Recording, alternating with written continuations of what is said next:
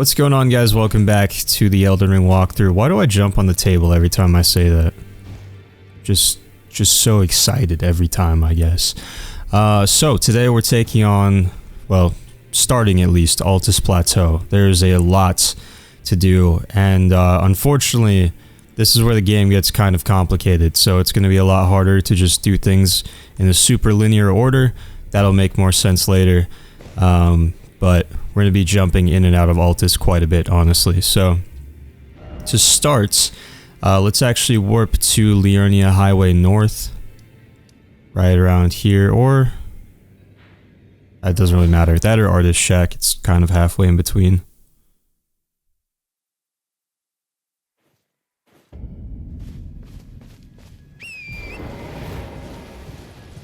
Mount up Torrent and run north from here or south from Artist Shack.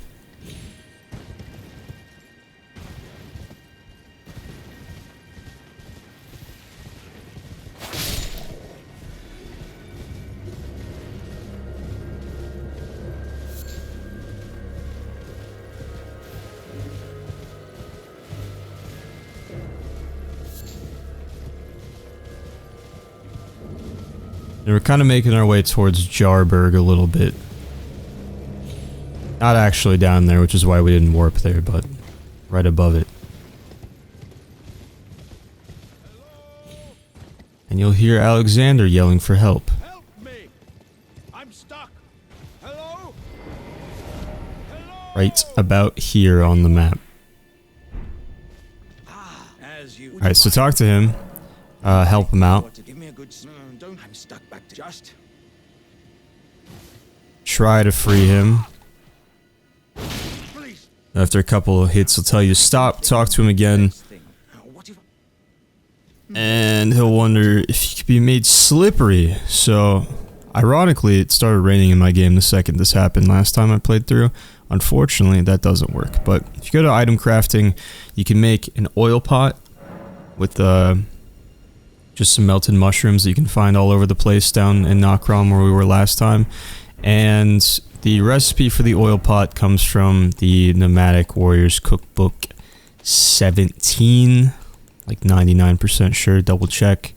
Yes, so this one you get from the Nomadic Merchant down in Schiefer River, who is right about here. Where is he? This guy. Yes, that would make sense, because he's marked on the map. I forgot that they were marked. So, buy that from him, and then after you craft the oil pot, go ahead and throw it. Just one should work. Talk to him again. And one more hit. Maybe two. There we go.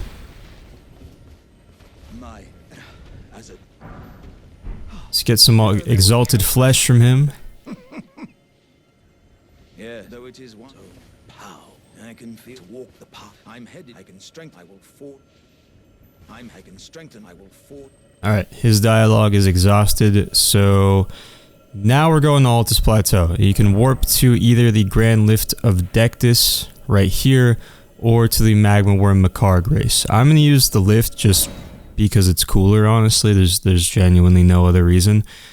Now, if this is your first time stepping into Altus Plateau, Raya is going to be standing here waiting for you. If you go through the Ruin-Strewn Precipice via the Magma Worm Makar Grace, she'll be sitting somewhere else, and I'll show that in a second. But if you're going this way, hoist the medallion, cool cutscene plays. I'm going to skip it because this video is going to be long either way. That didn't make sense, but it's going to be long, so let's make it a little shorter.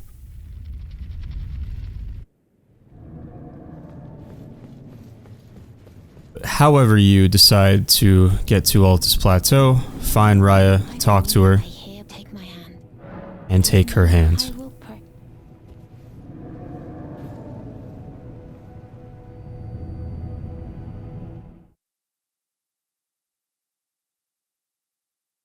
Now, she mentions Lady Tanith here at Volcano Manor, but we're actually not going to talk to her. So that's Tanith straight ahead. Ignore her for right now. Touch the Grace, and then turn around and run outside. We're basically just using her for free access to Mount Gelmir real quick so that we can unlock a couple fast travel points and such. Now, like I said, if Raya was at the other location, if you went through the Magma Worm routes, then just sit tight for like 2 minutes and I'll go back and show you that other route afterwards. But for now, run all the way up this hill. It's going to be a golden tree with a golden seed and an invisible teardrop scarab.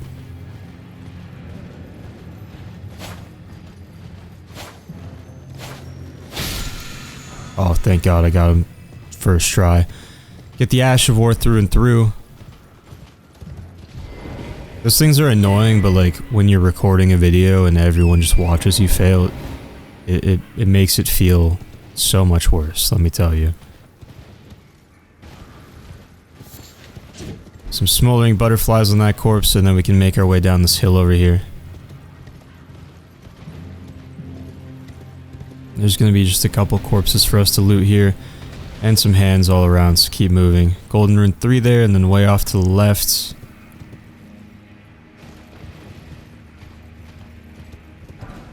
Dragon Wound Grease. Ignore all the hands to the best of your ability. Grab the Mount Gelmir map fragment. Quick as you can. Run over here, touch the Grace, and hopefully you can rest before the hand catches up to you. He's basically not even chasing me because he opted for a ranged attack, luckily. But if he does follow you over here, just keep running laps until you get enough distance that you can use the Grace. So with that, now I'm just going to show you the route from Magma Worm Makar. So I'll warp there. But even if you took the route I just did through the Grand Lift, you should also warp here and run this route because we're going to unlock some more stuff this way as well.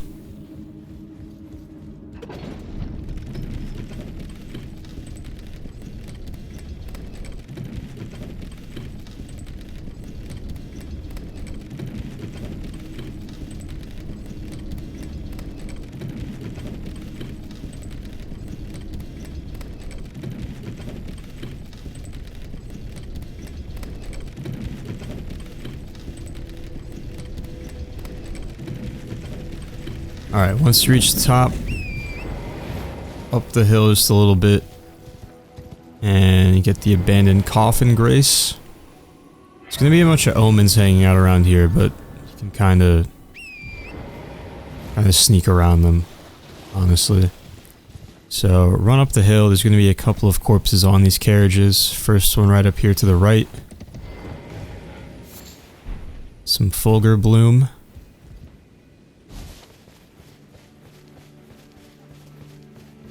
And the second one,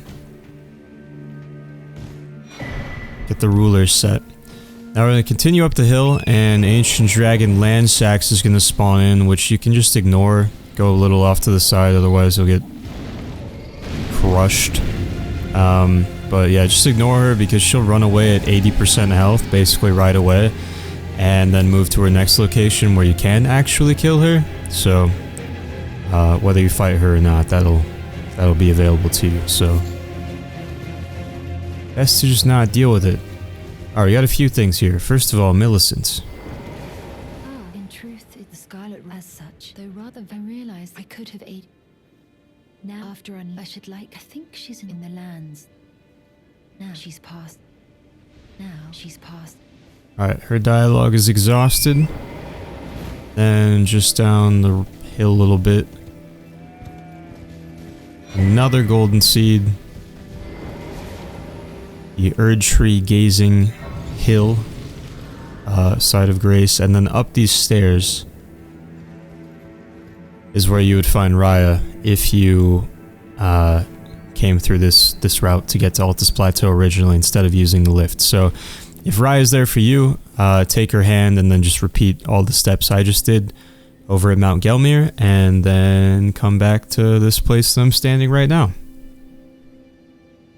And also, I guess, while we're here,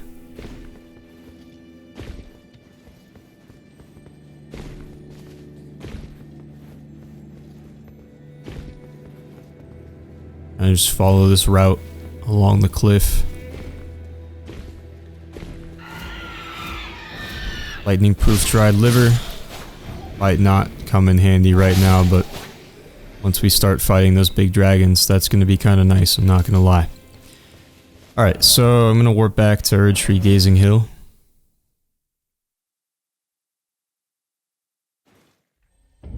And just down this hill to the southeast, there's going to be some ballistas overlooking this camp, so keep moving. They might just light you up either way, but there's a corpse right here in the middle. Some lightning grease. Should be okay if you're quick. I don't think they can reach you right here. Yeah, that guy misses just a little bit. Get the Troll's Golden Sword from that caravan. Wait for him to shoot. And then run over to the other caravan.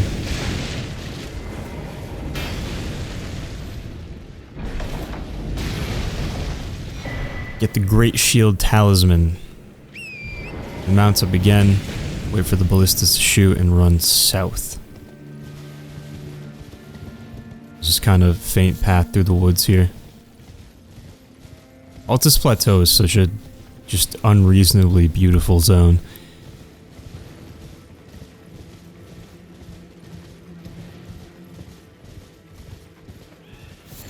Grab that on the way through.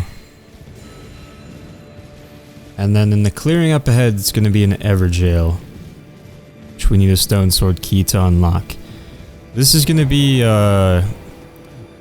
Godfroy the Grafted, which is essentially just the first phase of Godric the Grafted, aka basically the same fight but without the dragon arm attacks. I will admit, he does have a fair bit of health, so if you feel like you can't outlast him with your heals, feel free to come back later. Defeating him does get you a legendary talisman though, so definitely don't forget to do this. And I'll show you what the talisman is in a second. You can decide whether it's worth the just suffering through the fight to get that.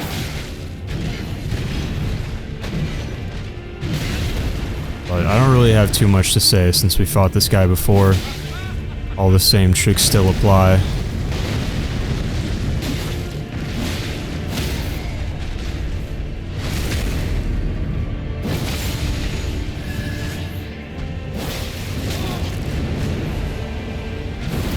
Just has more health and hits a lot harder.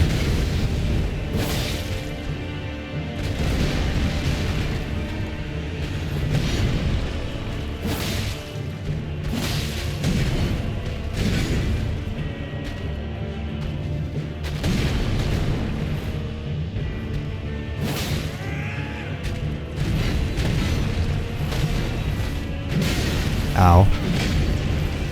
I was out of range of that. That is the wrong flask.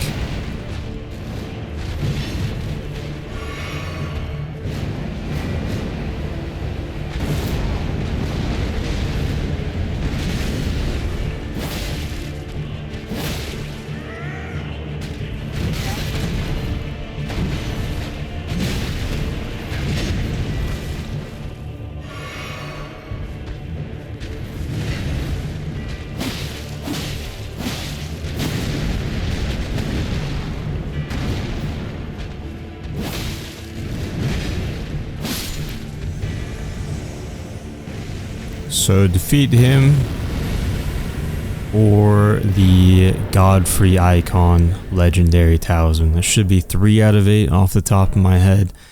And then once the loading screen finishes, go to your talismans, and that one enhances charged spells and skills. So if those are things that you're using a lot, then that might be worth getting. It's part of the achievement, so worth getting either way, but might be worth sticking it out if that boss fight is challenging you just to get that talisman earlier right now. That's what I'm trying to say. Anyways, hop up this hill here.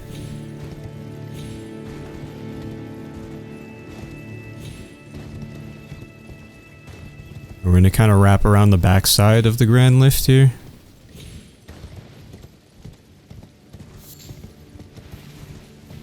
And then once you're in the clearing, up here on this rock ahead, we'll find another Grace.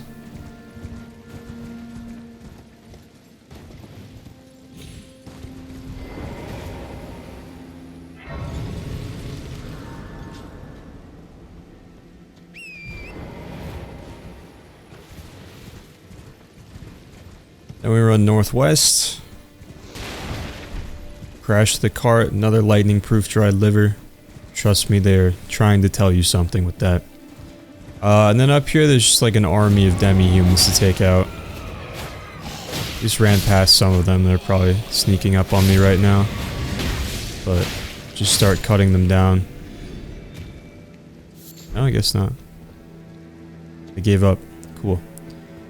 Plenty more inside, though.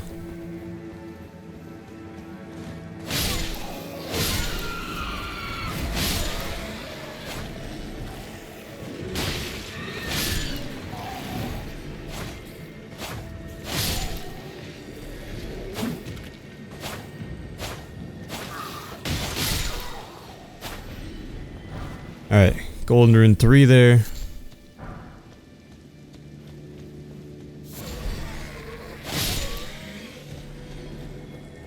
And out here, if I peek around the corner a little bit, there's gonna be, you can see a teardrop scarab right there, so you wanna like really sneak up on this one. It's one of the teleporting ones, and I honestly have no idea where it goes when it teleports. I'll look around for a second, but I never find it. I don't even hear it. He was moving this way. Doesn't seem like he teleported this way. So, I don't know. That will not be the last teardrop scarab L I take today. So what you can do, a trick that I unfortunately specialize in,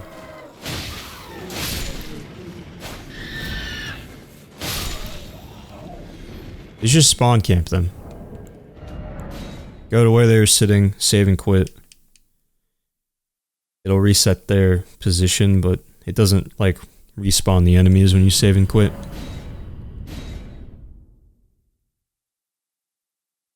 And just watch that loading bar and be ready to attack. Oh, I got scammed. It's not where I logged out at. Ash of War shield crash. And then you can go downstairs to challenge the boss. This is, I'm gonna pop this, but even without the damage buff, this fight is basically just gonna be over before you even know it. There's not even really any point explaining it. By the time the boss gets up, you can have it at half health easily. When she roars, when she gets low, she's gonna throw her staff away and just kind of go beast mode and stop trying to cast spells at you. Or just like, stop trying to be, you know, a dignified opponent. But it's just, it's over. That was it. Open the door she was guarding, get the ritual sword talisman, and then warp back to Erdtree Gazing Hill.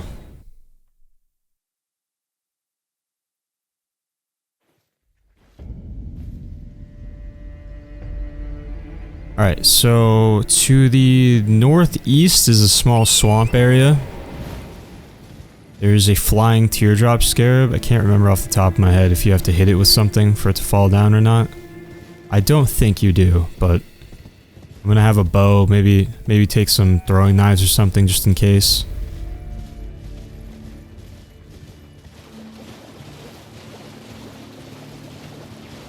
Okay, it just falls. Perfect. Get the Ash of War Blood Blade and then just keep running north. There's gonna be some enemies up ahead, a couple trolls, dude on horseback, just ignore them all.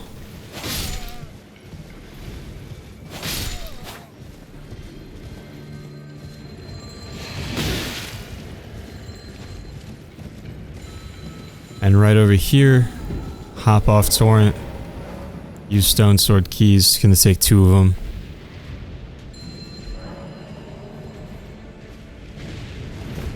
Get some iframes and you pop those in, so that's cool. And then they can't follow you in here either.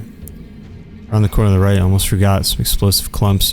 There's a ton of cracked crystals in this dungeon, including some if you drop down to the left here. I don't really want to risk potentially missing a jump and dying just to get some cracked crystals though, so I'm just gonna take the elevator down. Get the old Altus Tunnel grace here. I'm gonna craft some flaming arrows also. I guess.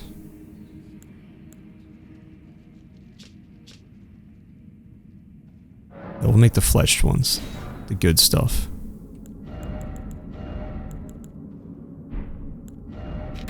Put those there. Okay, so up ahead.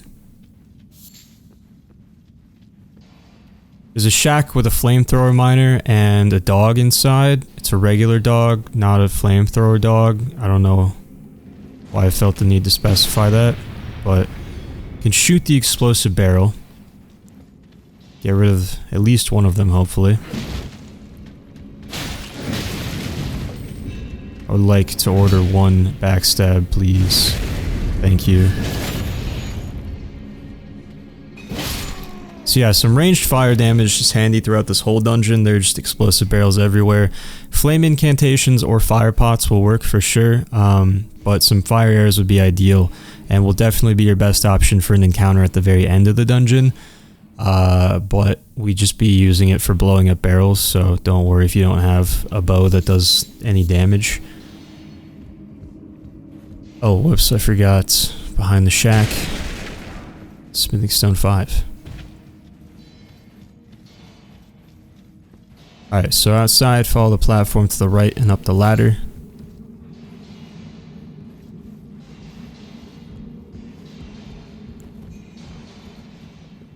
More barrels somewhere. There's gonna be a dog in here. I'd like to go for this barrel. Okay, that didn't work. Dog is still in there.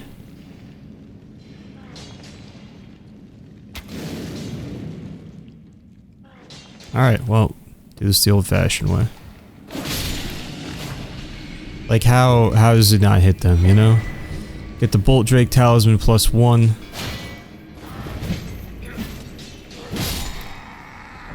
Skill issue. Those guys are just mining cracked crystals, so I'm not going to bother them. Smithing Stone 5. Staunching boluses.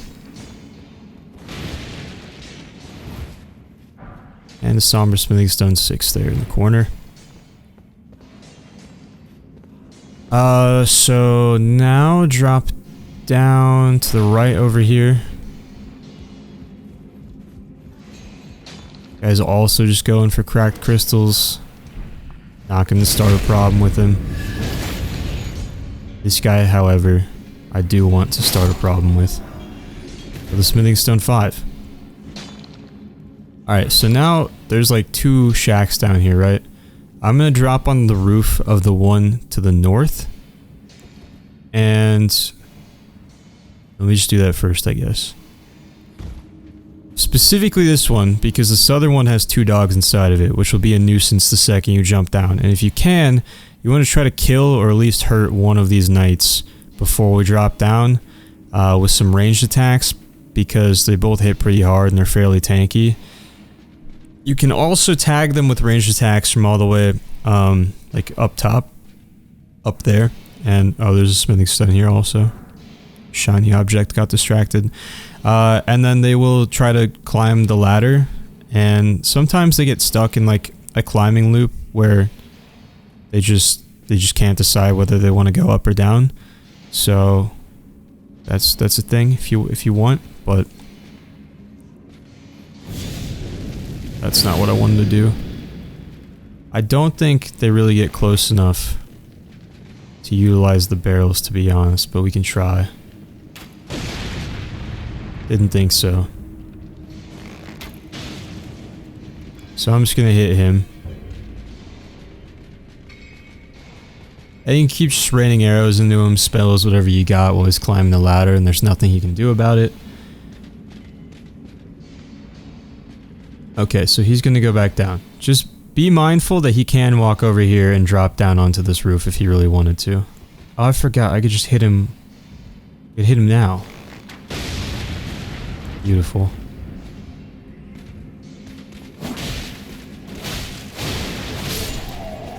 Alright. Get him before the other one runs over, hopefully. That was just embarrassing for me.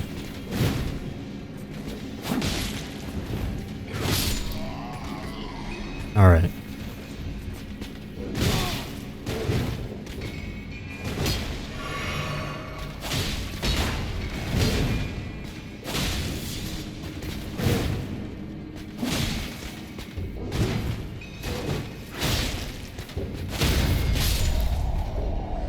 Okay, so down he goes. That looks like an illusory wall. It's not. It'd be crazy if I just discovered that. I don't know why I started a problem with this guy. I think it's because he was shiny.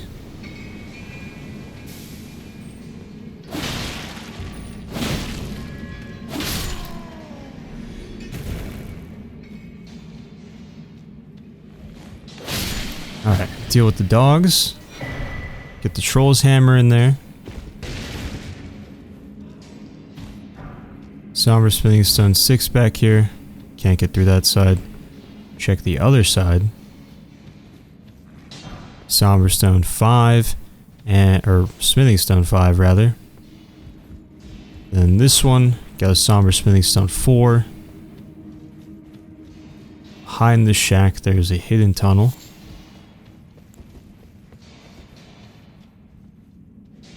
Don't know if there's anything we can do with these barrels. No. Sad. There's a dog hiding back here. And then of course this guy.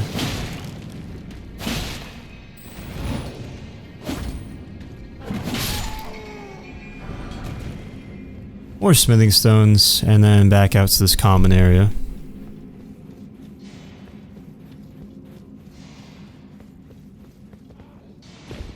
And we're gonna go down this last tunnel. For the boss. Now before you enter, if you have it and you're ignoring me up to this point, equip a bow with some fire arrows. There's a troll in the back of the room sitting next to a bunch of explosive barrels. I have, like, this doesn't work perfectly every time. Sometimes it just does like some damage to him. Still a nice chunk. I have had times where it like nearly just kills him instantly when you blow them up, and also staggers him so you can run over and just finish him with a crit for the kill. Like basically just one-shotting him, or two-shotting him I guess. But either way, get some free damage. So the second you spawn in, take aim, miss. Nice. Alright, well, it only did the chunk this time, but that's still some free damage.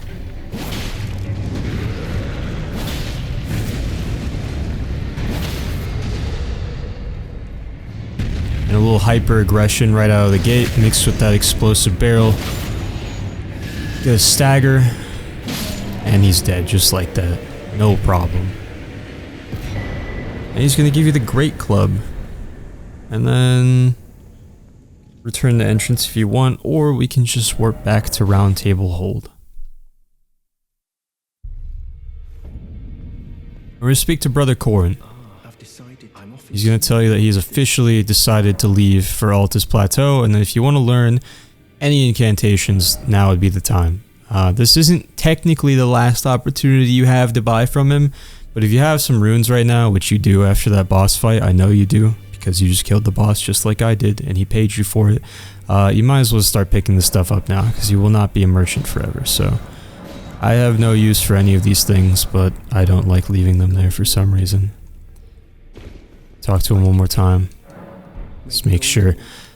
Sometimes you have to talk to him like he'll mention Altus Plateau twice before he leaves. I feel like we missed the dialogue for the first time he mentions it. I don't know off the top of my head what the trigger is for it, and I might just be making that up entirely.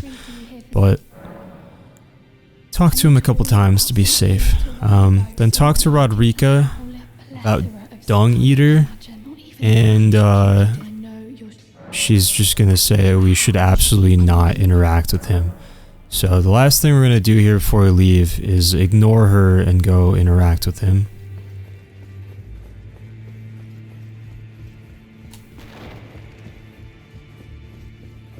Love Rodrika, but we got quests to do. Have you pox? Apparently you are, but you no longer. I've been. So exhaust his dialogue. Are you thankful that he's all the key? Alright, and then I'm just gonna double check and see if I can reinforce my weapon with Hugh. I should have done it when I was over there, but I was not thinking about it.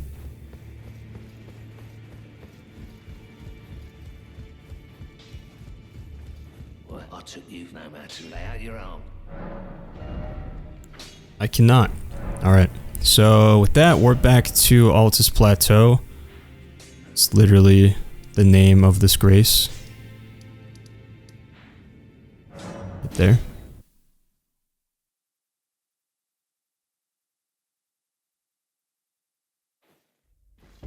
And we're gonna go over this main road here. I'm gonna opt for taking out the golems so the archer doesn't just ruin my day. So they have a ton of range. And I don't know if I've mentioned this. You can actually mind control these guys with crystal darts. It takes 8, I believe. So make sure you have a nice stack to account for missing darts and maybe having to reset the effect. That was 6 actually.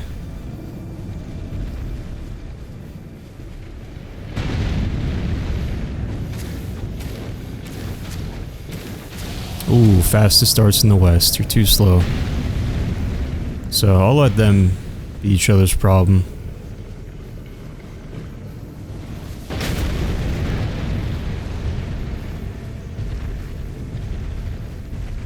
I don't know what this guy is swinging at. Like, he's just not even close.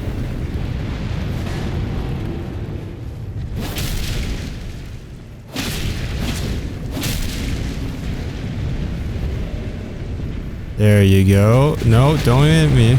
Other one. Other guy. This is ridiculous.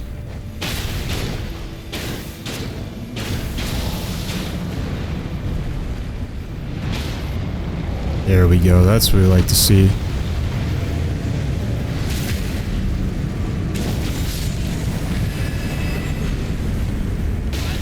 Well, they didn't really come through with the frenzy, so not too different from just fighting them normally. Because I'm pretty sure they just would hurt each other anyways.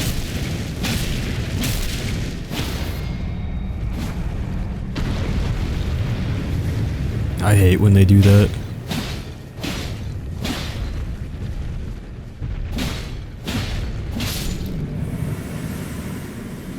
Alright, down he goes. This guy dropped something. Golem Grapo, nice. This one can also drop his halberd, so. Anyway. Follow this road a bit. Duck over this camp on the right for a quick stone sword key while we're here. You can never have too many.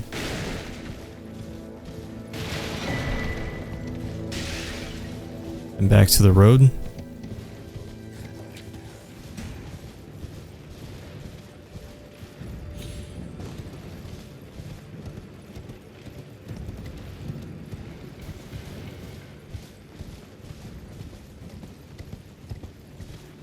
And then there's this little like cloud of dust right here.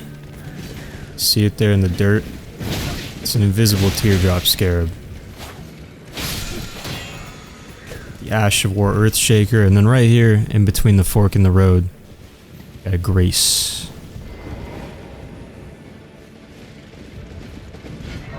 Probably better to go for the grace first so you don't have all these people chasing you.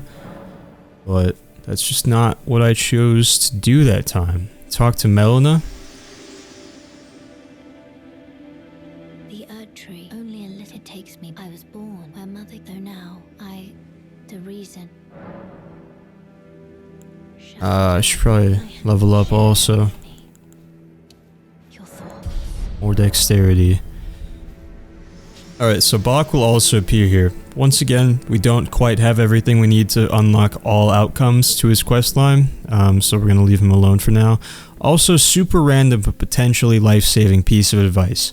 At night, a knight's cavalry wanders up and down this road.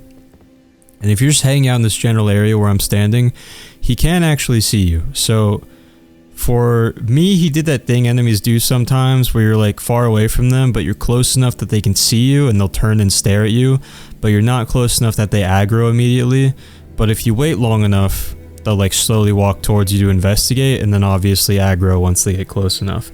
Now I don't know for sure if other enemies can actually kill Bach, if they can hit him or not. I haven't tested it, but there's no reason to believe that they can't. And it literally takes one hit from the player to kill Bach. So needless to say, it's probably best if you don't lure the Knight's Cavalry over to him. Super specific scenario, I know, but you never know. That knowledge could prevent an absolute tragedy. So just don't AFK at this grace. If the Knight's Cavalry isn't there, now's a good time to go kill that Ash of War or the Teardrop Scarab if you didn't before. But follow this road up to the north, we get another golden seed. There's going to be a lot of golden seeds in this episode. It's wonderful. And then don't bother that omen. Just below him, right here, there's a couple more omens. Perfume bottle.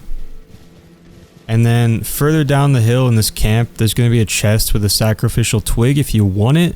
That's the item that you put it in a talisman slot and then it gets consumed if you die in exchange for you keeping your runes. I'm going to leave it alone because there's like multiple knights in there and it's a huge headache and I never remember to use them anyway. But back on the road.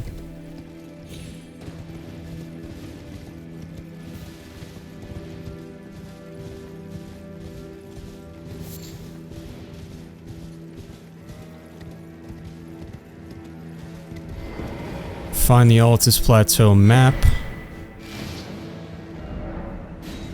Beautiful. And then Brother Corhyn, so you can talk to him.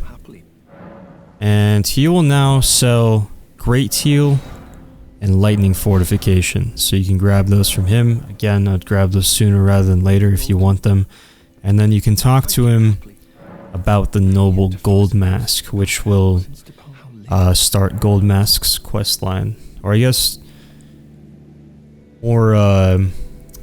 more accurately, Brother Corhyn's questline is actually going to go somewhere now. Now, if he's not here, once again, make sure to go double check Roundtable Hold, talk to him again, because he might try to tell you that he's leaving twice, but he only actually commits to it the second time you talk to him. So, just do that if he's not here. There's nowhere else he could possibly be unless he's dead somehow, but that shouldn't happen. Okay. He's repeating himself. Now from here, you want to run this direction mostly. Northwest. Yes. Northwest.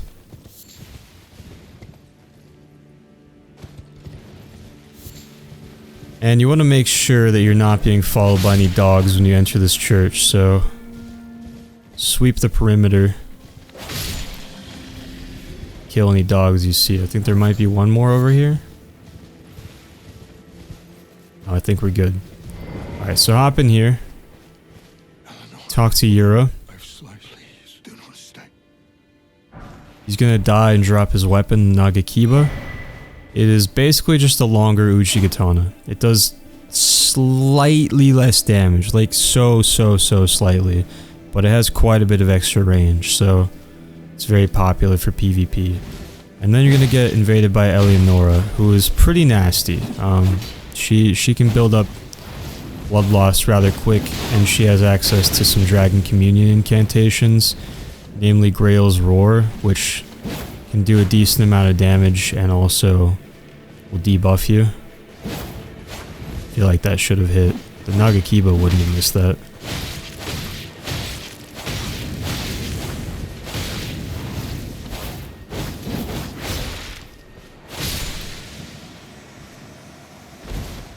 So take her out, you get the Purifying Crystal Tear, which is borderline required for a boss that we're going to fight late in the game, and Eleonora's Pole Blade. So even if you're not interested in this questline, that's definitely worth picking up for sure. And then outside,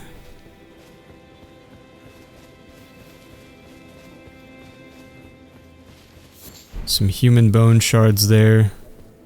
Also this cathedral right here on the map. Just to point that out since it's kind of obscured by trees. Church, not cathedral. Barely a church anymore, kind of just a pile of bricks. Some magic grease. And then we can warp back to Altus Highway again.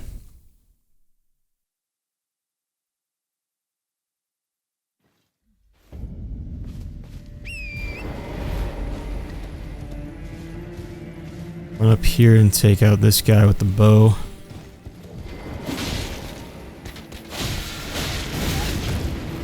Rude. Kind of forgot about you two. Thought those were hermit crabs or something.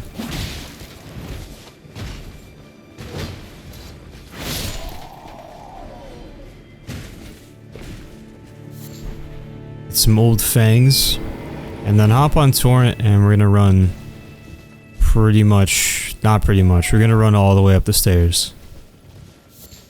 Just ignore everyone.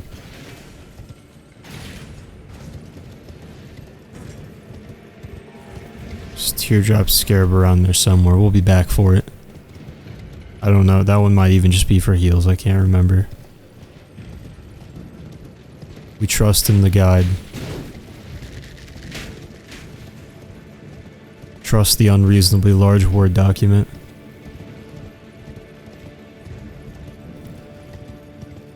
There's gonna be 2 tree sentinels up here, which might be the only thing worse than 1 tree sentinel. And we're going to ignore both of them. Go through the gate. And they can't follow you through here, but they will leash eventually somewhere around here. There's a grace anyway.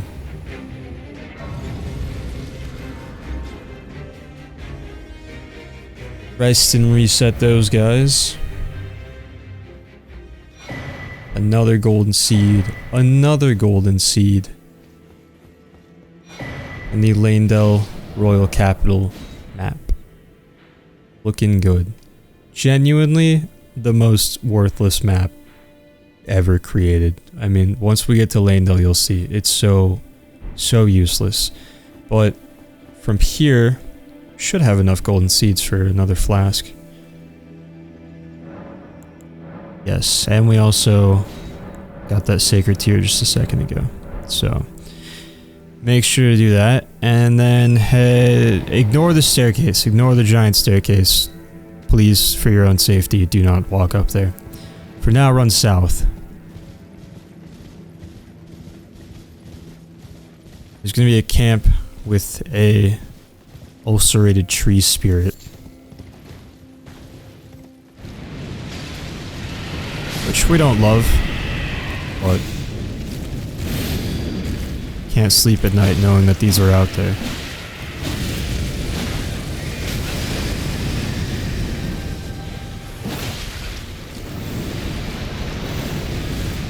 Don't worry about fighting it with all the trees. There won't be a forest left after we're done here.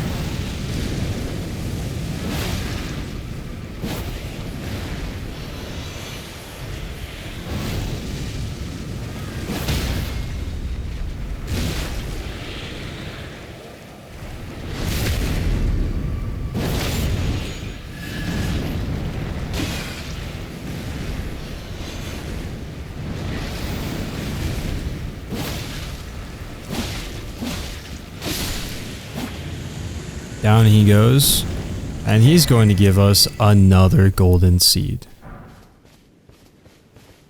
And make sure you open the caravan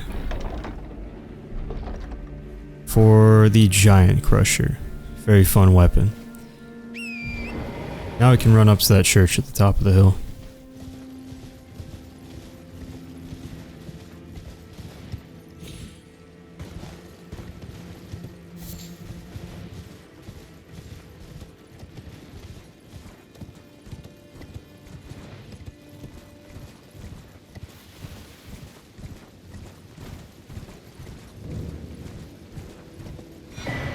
Grab the Missionary's Cookbook 4.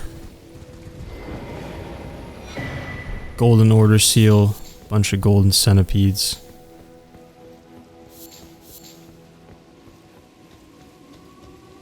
and activate and rest at this grace. Should be able to talk to Melina again. Shall I shed? Tell her you're interested. Through under those bliss, my comrade. Exhaust your dialogue and you'll get the outer order gesture. Shall I let my share them with me? Can't level up again. That's alright. Alright, now then, we cut out here to the right and head down the hill. There's going to be a grave thing down here.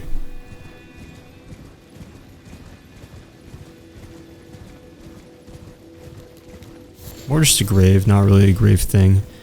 Some smoldering butterflies, and then we're gonna go down. It's really foggy, but there's like a land bridge down there that you can usually see pretty clearly.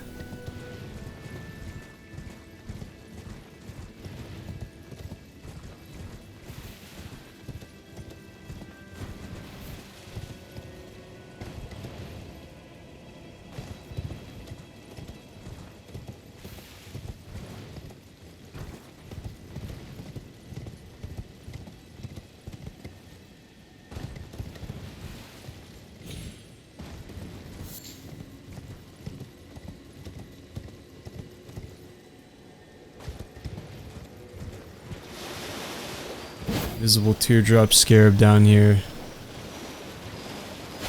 Got the last one first try, which means this one's probably going to be torture. Alright, he has to come through here.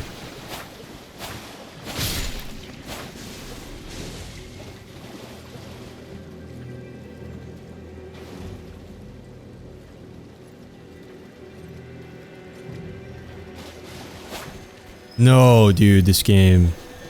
This game, dude. Oh my god, this game.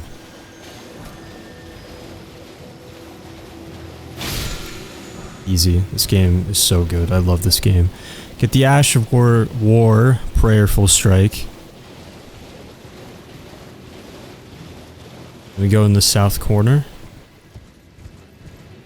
to find the sealed tunnel. Looking rather unsealed at the moment.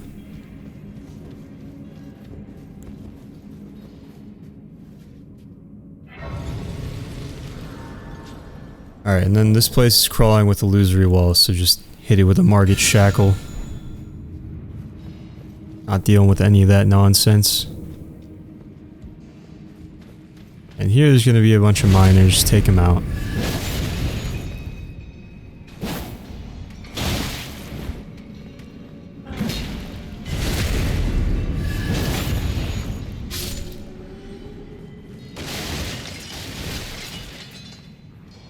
Little dude right there around the corner.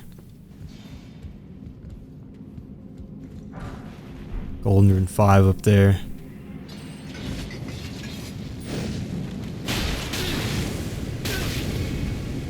I would have honestly preferred if it just given me the backstab. Like so. Doesn't matter, I can fight them normally, I just don't want to lose the opportunity to see the most disrespectful backstab animation in the game. So disrespectful. Alright, you guys are all mining cracked crystals, so I'm not going to mess with you. However, there is a smithing stone back here.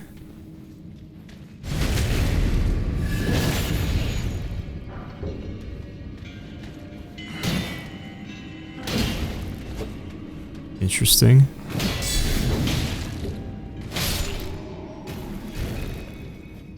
Okay, once everyone that needs to die is dead. Open the chest, get the Smithing Stone Miner's Bell Bearing 2. That should allow you to buy Smithing Stone 3 and 4s now in infinite quantity from the Twin Maiden Husks. And then here, I'm going to drop down onto this branch. Not off to the left of the elevator, otherwise I don't think you can get across this branch. You need a Smithing Stone 5. That's all you're missing out on if you don't make that jump, so not really a huge deal.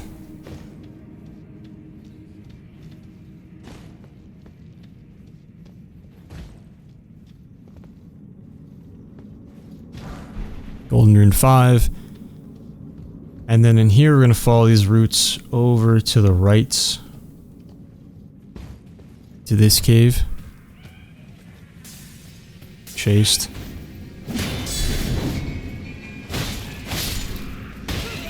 No. The second most disrespectful backstab animation. No! It happened again.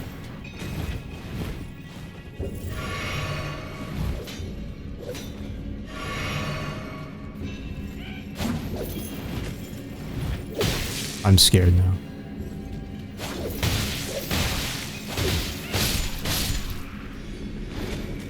Could have gone better. Stone Sword Key.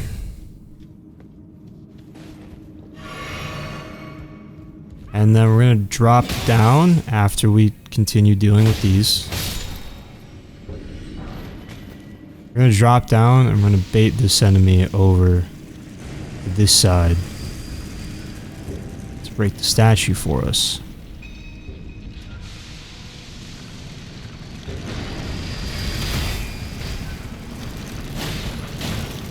Can definitely dodge out of the way. I don't know why I stuck the block.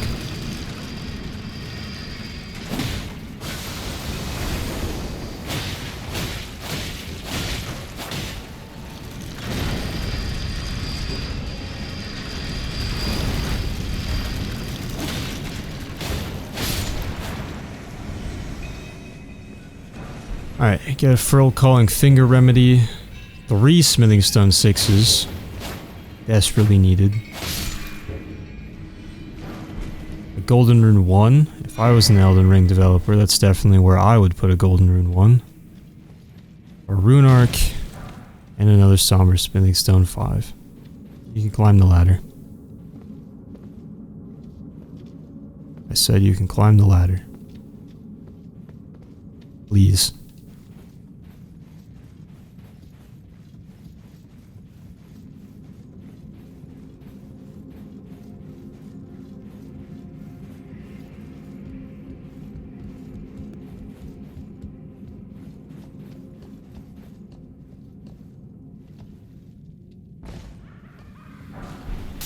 Gold Pickled Foulfoot.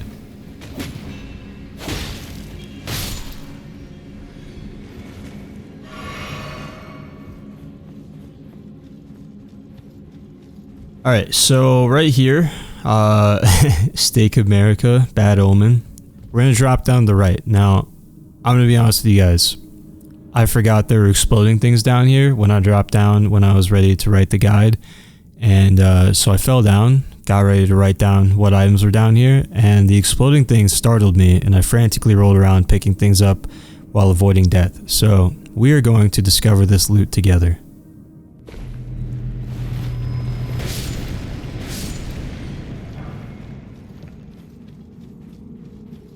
Smithing Stone 5. Grace Mimics. That'd be an illusion. Oh no.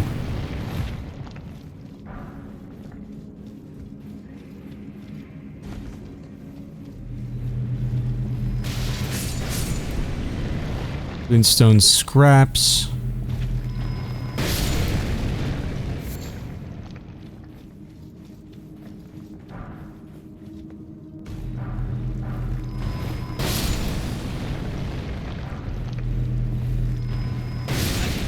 No, okay. That was rude. I am covered in blood. Some old fangs. Alright, not gonna lie, kinda mid. Anyway, southeast corner, illusory wall, if you didn't get it already.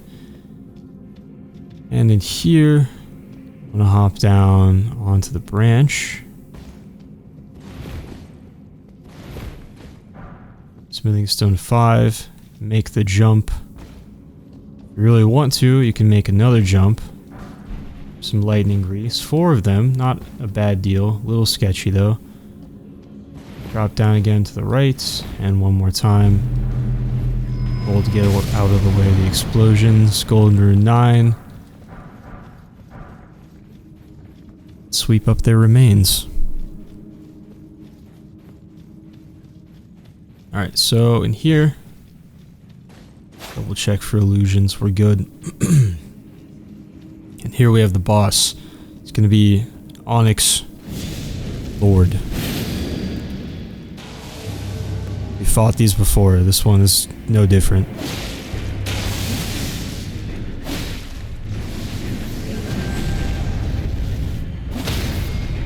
Can't be backstabbed, to my knowledge. I've at least never gotten it to work, but you can stagger them.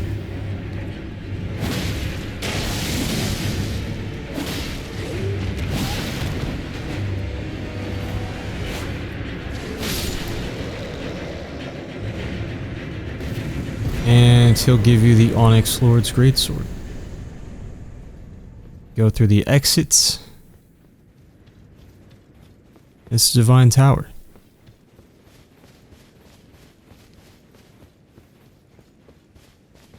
Activate the Divine Tower of West Altus Gate Site of Grace. Really catchy name. Now, in my original draft of the walkthrough, after clearing this area for that Smithing Stone bell bearing, because I wanted to do that early.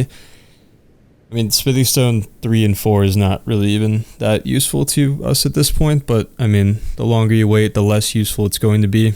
But after this, I jumped straight into some more NPC questlines, which I still sort of intend to do, but in hindsight, I realized it would be really helpful a bit further into the walkthrough if we made a trip right now to grab an item in Seethewater Cave, which is just inside Mount Gelmir. Technically not Altus Plateau. Maybe it technically is, but I think it's a separate zone.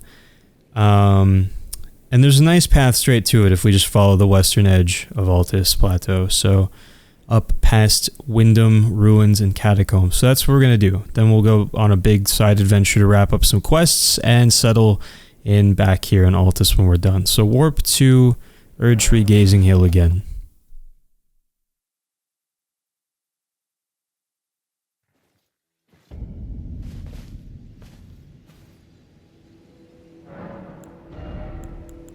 More dexterity.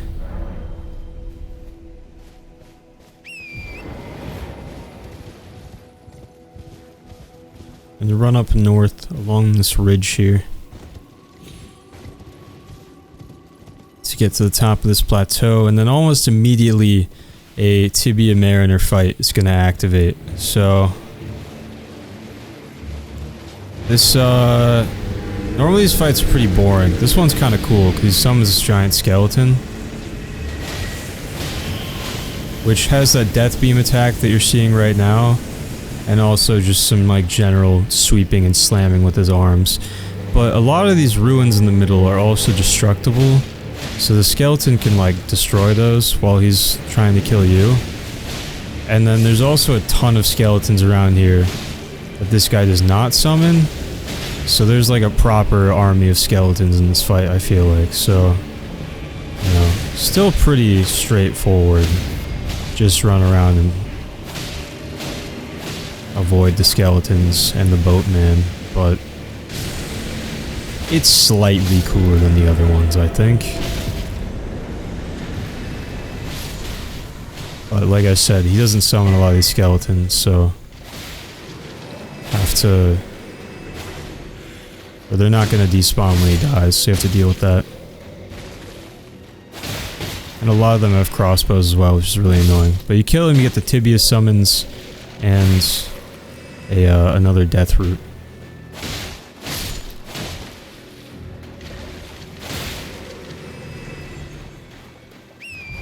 Okay, so as far as items in this area, got... pick these up in the order I wrote them down in my notes, otherwise I'll get lost.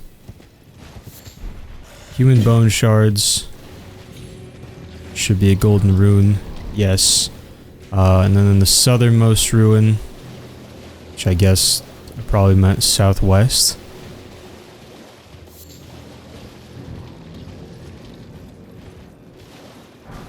Smithing Stone 5. And then the largest section of ruins up here to the northeast. It kind of starts going up the hill.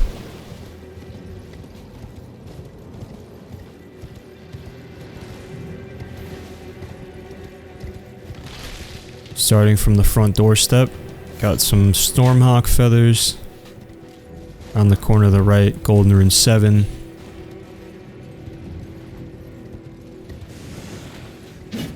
Golden Rune 4. And then up here to the right, blocked by an imp statue, stone sword key. Oh, your eyes are glowing. I smell money.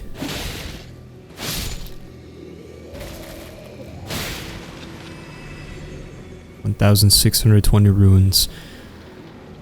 Open this up, come down here.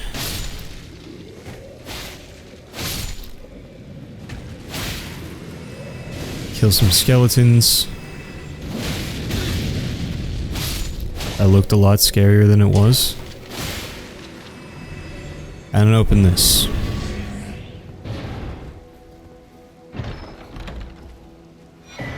For the Pearl Drake Talisman +1. I did not mean to do that.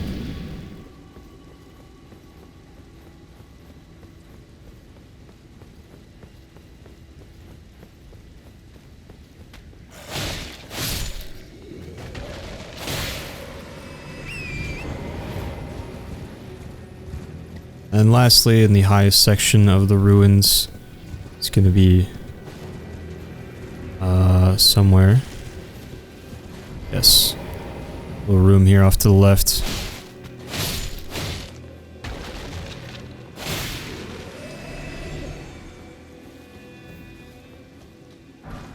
With some dappled white cured meat.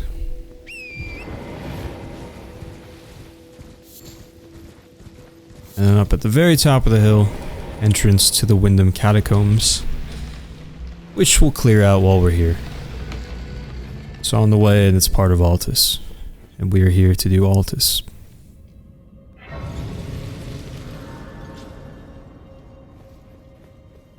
Guess I'll rest up, why not?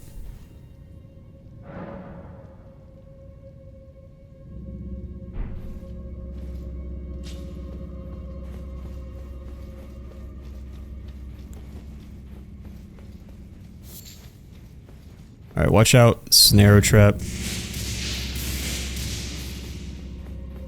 Go down the elevator and then face west right before we reach the bottom. We'll roll off the edge right now. Get a Ghost Glovewort 5. And then in the next room, got a guillotine trap. Just one of them is running. A couple imps to deal with though. They're throwing lightning pots, so try not to stand in the water if possible.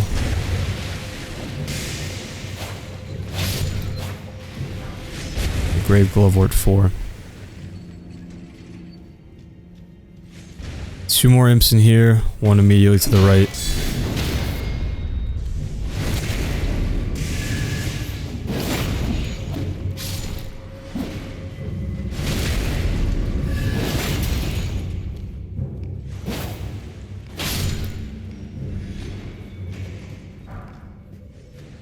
Grave Glovewort 5, and then down here for the sewer area. So it's gonna be another trap in the middle. Shoots lightning arrow. Did I miss it? Oh, that's not it. It's up here. Shoots lightning arrows, and the electricity like disperses. So be careful of that. Ghost Glovewort 6. Be a knight up ahead. You can do. So you can lure all of your problems back to the arrow trap and it will do a whole lot of damage.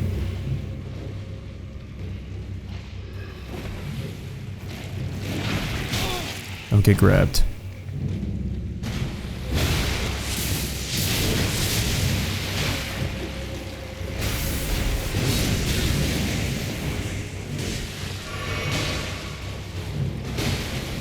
I didn't know that he had beef with the slimes. That's interesting. It's gonna be a big one. Oh yeah.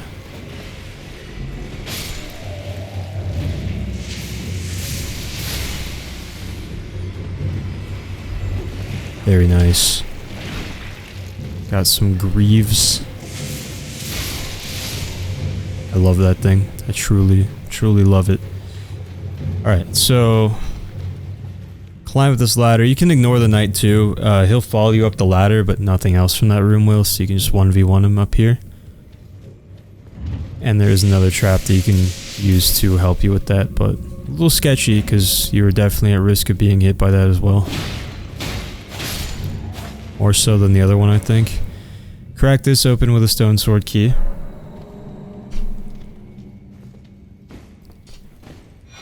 The lightning scorpion charm talisman. It's gonna increase your lightning damage at the cost of less lightning damage negation. Alright, sprint across here quickly before you get impaled.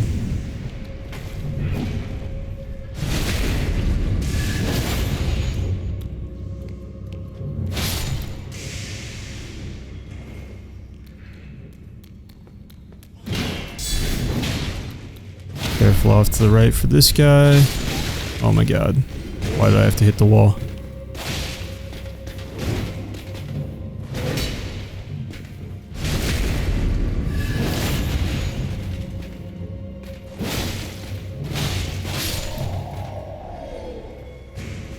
Kill the knights, pull the lever to unlock the boss.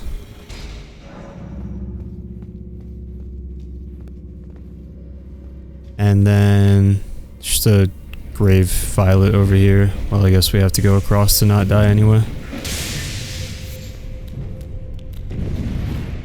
Come down here, activate the floor. Roll underneath.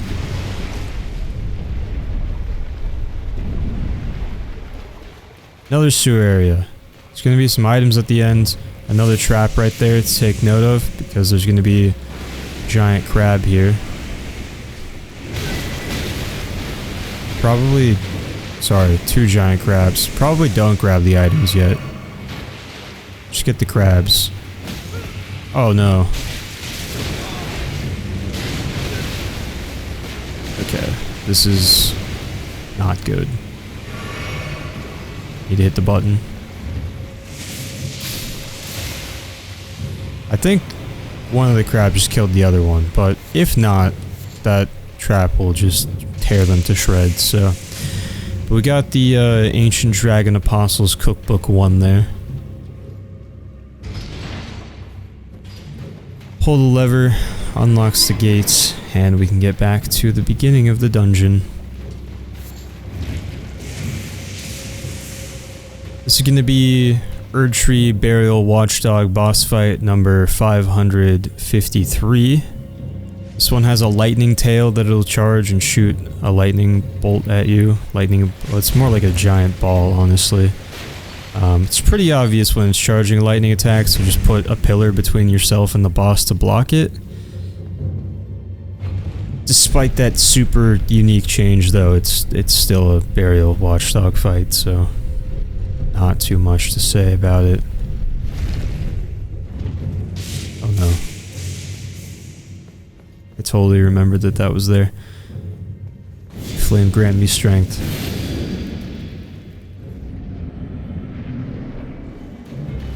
Also standing in water, so that would be the charge. That's the lightning. Everything else you've seen before.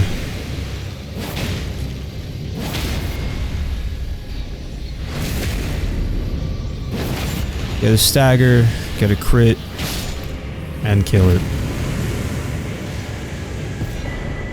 Get the Glovewort Picker's Bell Bearing 1. It'll let you purchase an infinite supply of ghosts, or no, grave Gloveworts 1 and 2. We already have the ghost one, I believe. And then return to entrance.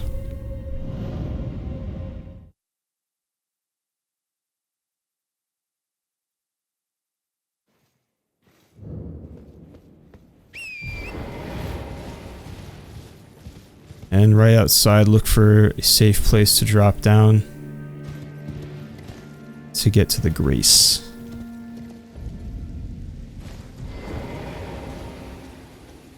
Welcome to Mount Gelmir. It's lovely this time of year. Once you have the Grace, we're going to warp back to Bestial Sanctum. It's been a long time since we've hit up our old pal Gronk, but he's got our 5th Deathroot. So if you've been following along with the guide at least, that was number 5. And giving it to Gronk gets us the Beast Claw incantation. So, last time we were here was the 4th Deathroot turn-in, which does make Gronk hostile. If you dealt with it back then, cool, should be smooth sailing. If not, just a reminder, just deal, I think it's about 1,000 damage to him, which should be a lot less of a problem at this point in the game, and he will calm down. So, if he's hostile, just attack him until he chills out, rest, and then he'll be back to normal. With that out of the way, warp back to the grace we just got. Seethewater River.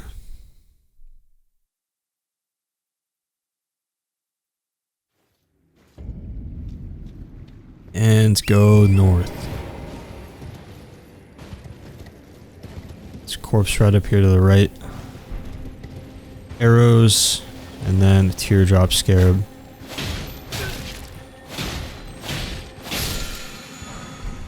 The Ash of War barrage, and then you can pretty much just run to the end of the river.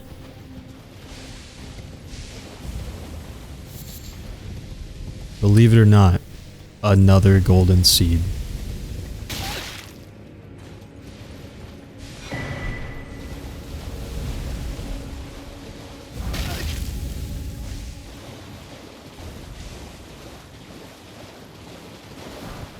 And a smithing stone 5.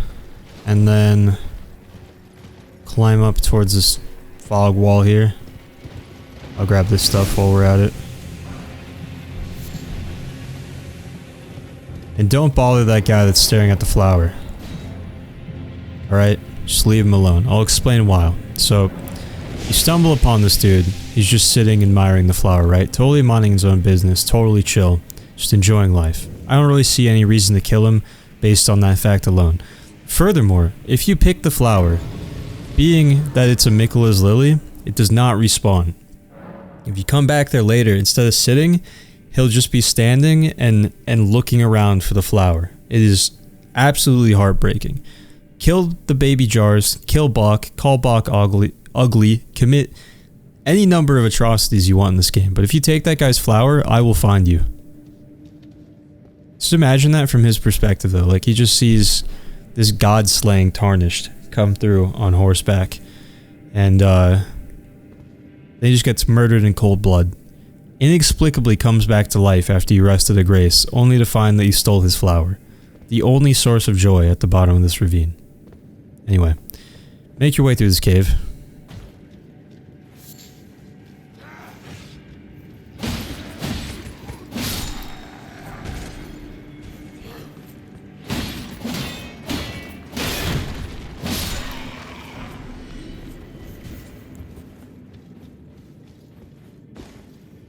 And keep going until you drop into some poison.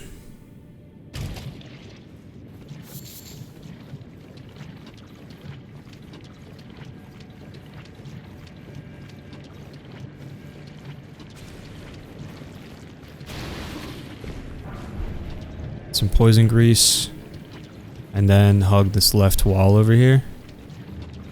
There's another entrance there. We'll go through in a second.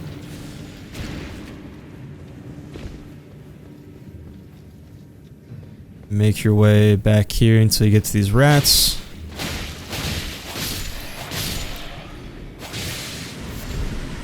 A lump of flesh. There was another rat, was there not? There you are.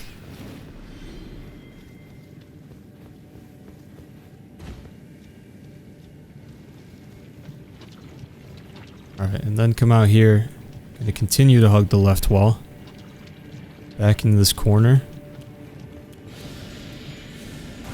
Some preserving boluses, some dudes up top casting spells down, which we'll deal with in a second. I thought there was an item there, but there's not, so just ignore those guys. And then drop down here, and we're going to go through the left cave first. Expensive rat.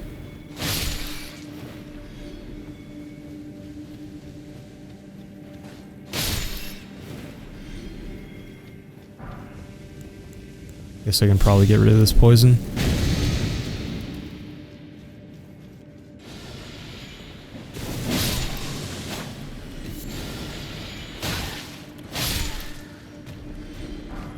Get a golden rune 7.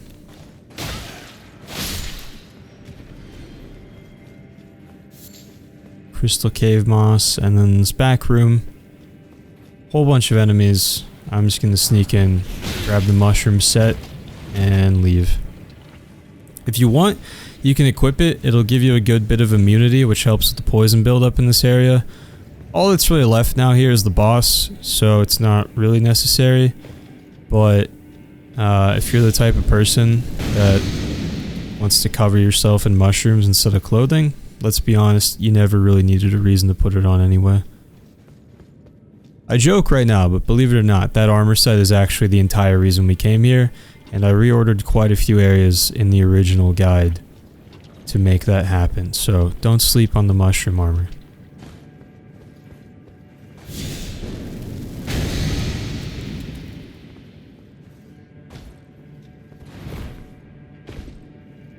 Carefully drop down here a couple times. That was not carefully. Take out the rats for some poison bone darts. And first up the hill.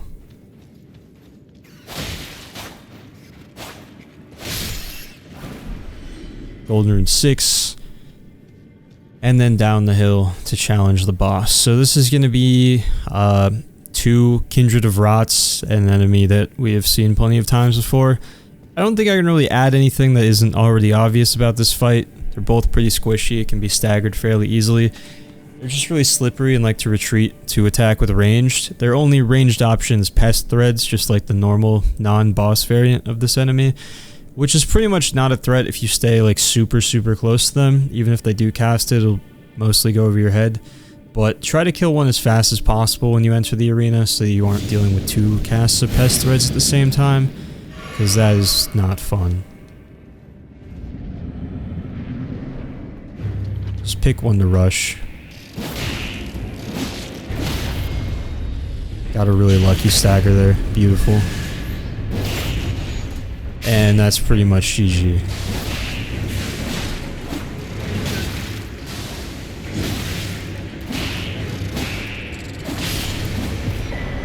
Cool.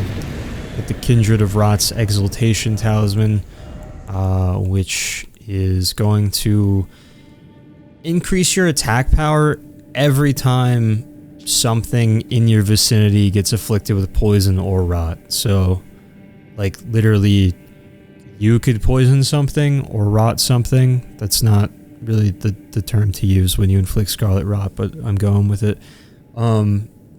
Something could poison or rot you, or 2 random enemies, I guess, could also do them to each other. So, whatever it is, when that happens, you get an attack power boost. So, kind of nice. Now, this is going to get even more weird. I'm gonna, let's go Altus Highway.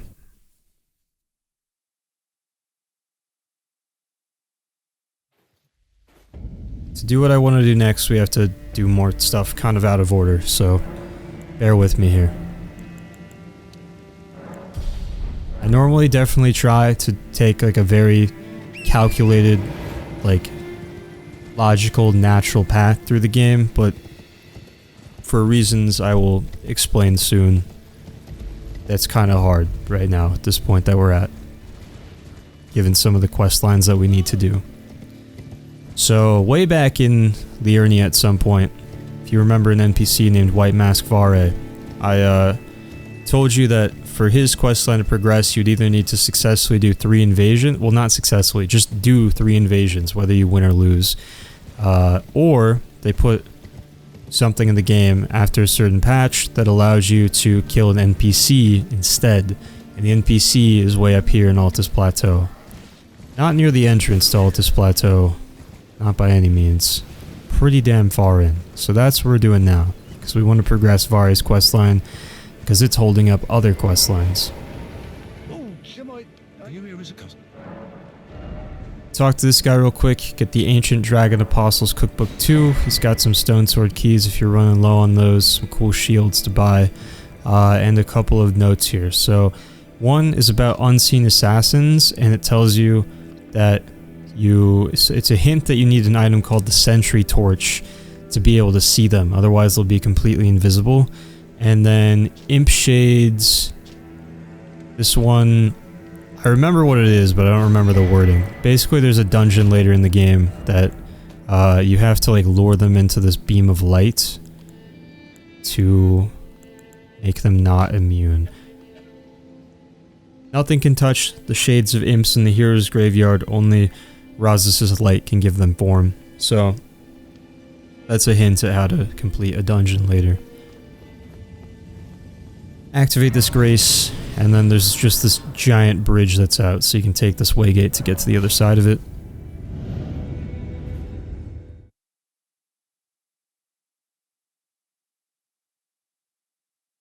And again, we're doing stuff in a weird order here, so Gold Mask is down there, we can progress his quest line. There's some items around here that we can grab super easily, but I am not here for those right now. We're here for a very specific reason, so I'm just going to ignore all this stuff. We'll be back for it later in the guide. Feel free to pick it up if you want, but if you want to just stay right where I am with the walkthrough, then you can also ignore them if you'd like. Climb down those steps. I'm going to try to get ahead of this caravan to not set things pulling it, and run basically straight south over to these ruins.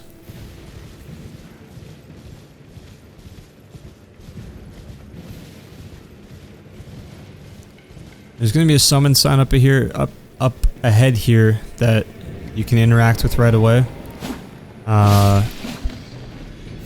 And you'll be safe from all these dogs, but the dogs are going to be a problem when you return to your world, so I usually just like to take them out while I'm here, so that they don't jump me when I get back and I'm not thinking about it.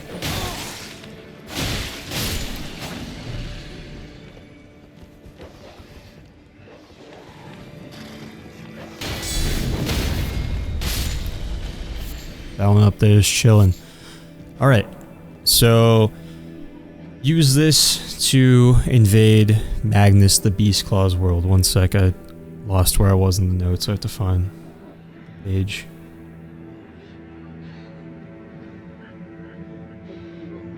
Okay, I'm just gonna type in Altus Plateau.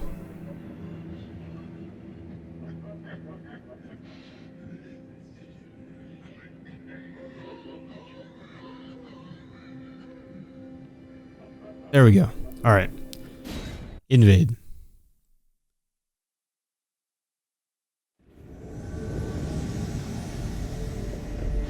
So, it's kind of an odd NPC. He's basically dressed as a sack of potatoes and carrying around a tetanus baton. And he also does an Artorias flip for some reason. But, pretty telegraphed melee-wise and doesn't have much poise at all since he's just wearing rags. His only real threat is all these Bestial incantations, like the ones we get from Garronk.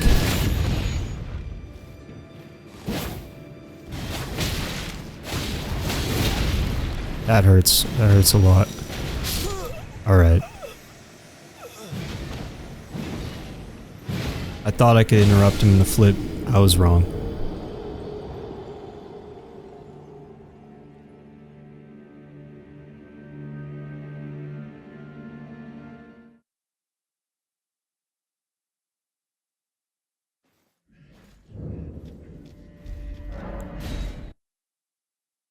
Should've got my runes, but that's fine. I'm not dying a second time.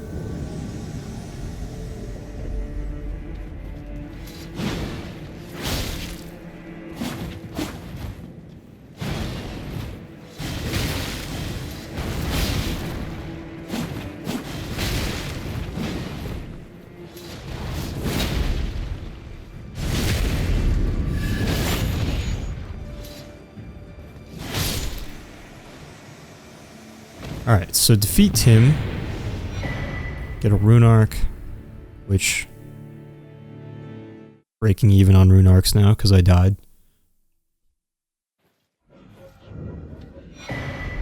Get the Great Stars Hammer. Somber Smithing Stone 6. Get my runes back.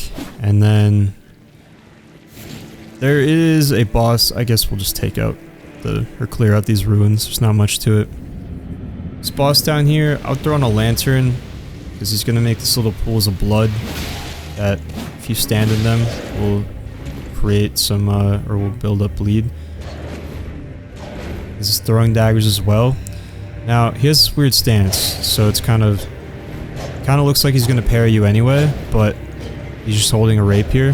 But when he holds his dagger up in front of him, you don't want to go in for an attack because he will parry you. There you go. That's the stance. Jumping attacks are safe. Any other form of attack is not safe.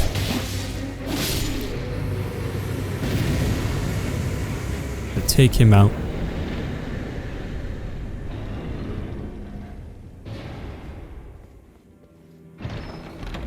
Crack open the chest, get the Bloody Hellas. Really, really cool weapon. One of my favorites. The one that he was holding. It just looks really cool. And then up here there's going to be a ton of slimes. I'm not really going to mess with them. These ones at least. More dogs around.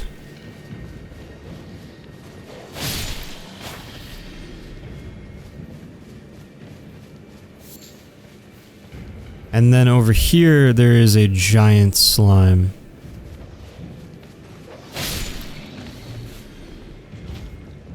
Craft some fire pots if you want to make this go a little faster. Otherwise, just lay into it.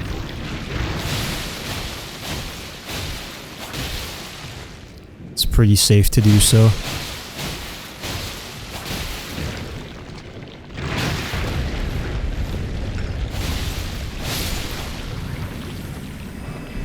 Grab the Golden Rune 5 that he was guarding, and that's pretty much it for this place, I believe.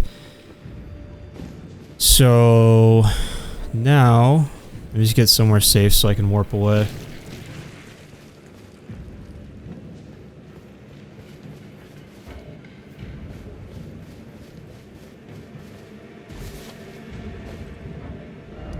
There we go. Alright, now warp to Fallen Ruins of the Lake. We're gonna go talk to Varre.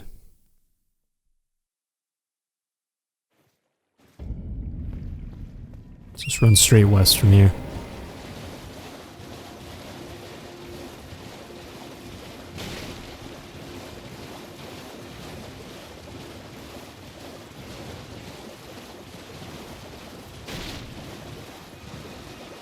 Again, if you want to do this earlier, and not go to Altus Plateau, you can just do 3 online invasions. You do not have to win. Speak to him, choose Anoint Me, get the Lord of Blood's favor, and he wants you to soak it in the blood of a maiden. We're maidenless, so we have to find another one. So warp to 4 belfries.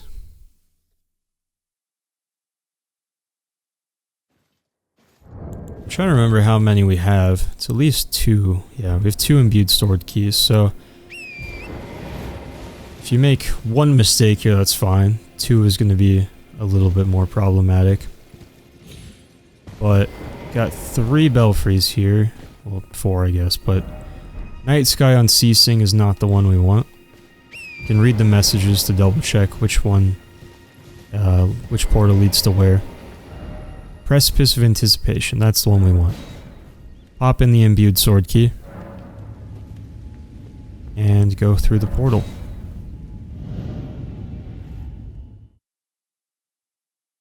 It's time for a little revenge.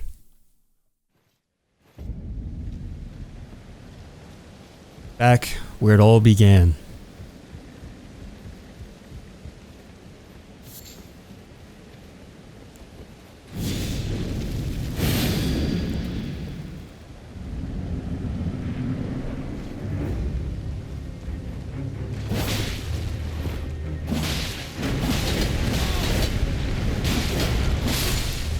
Down he goes.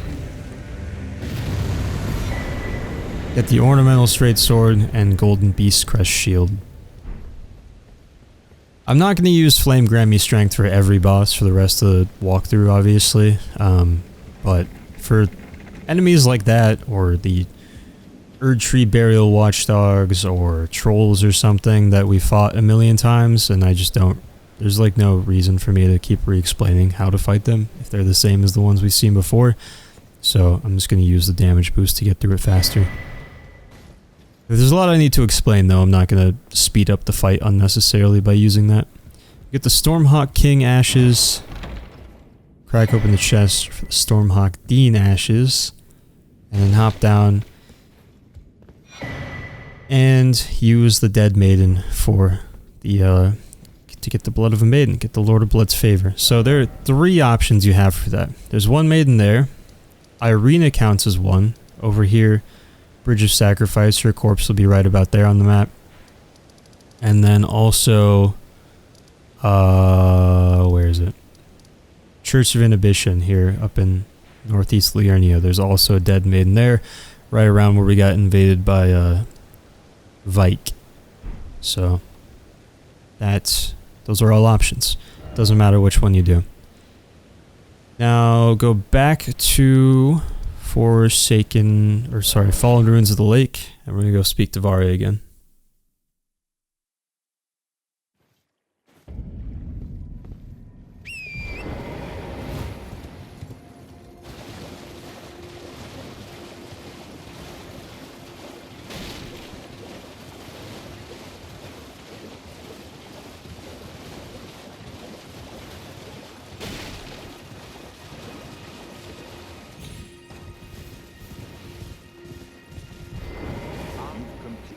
A night now. This. Offer your finger.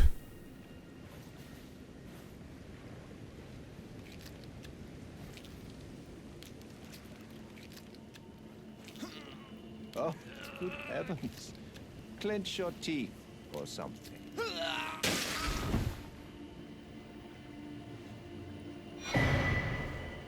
Bloody finger.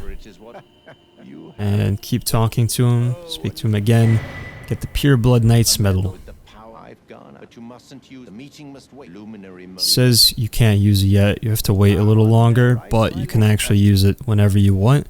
And it's going to transport you to one of the areas in the underground zone, Mogwin Dynasty, which we saw. I pointed out in the last episode.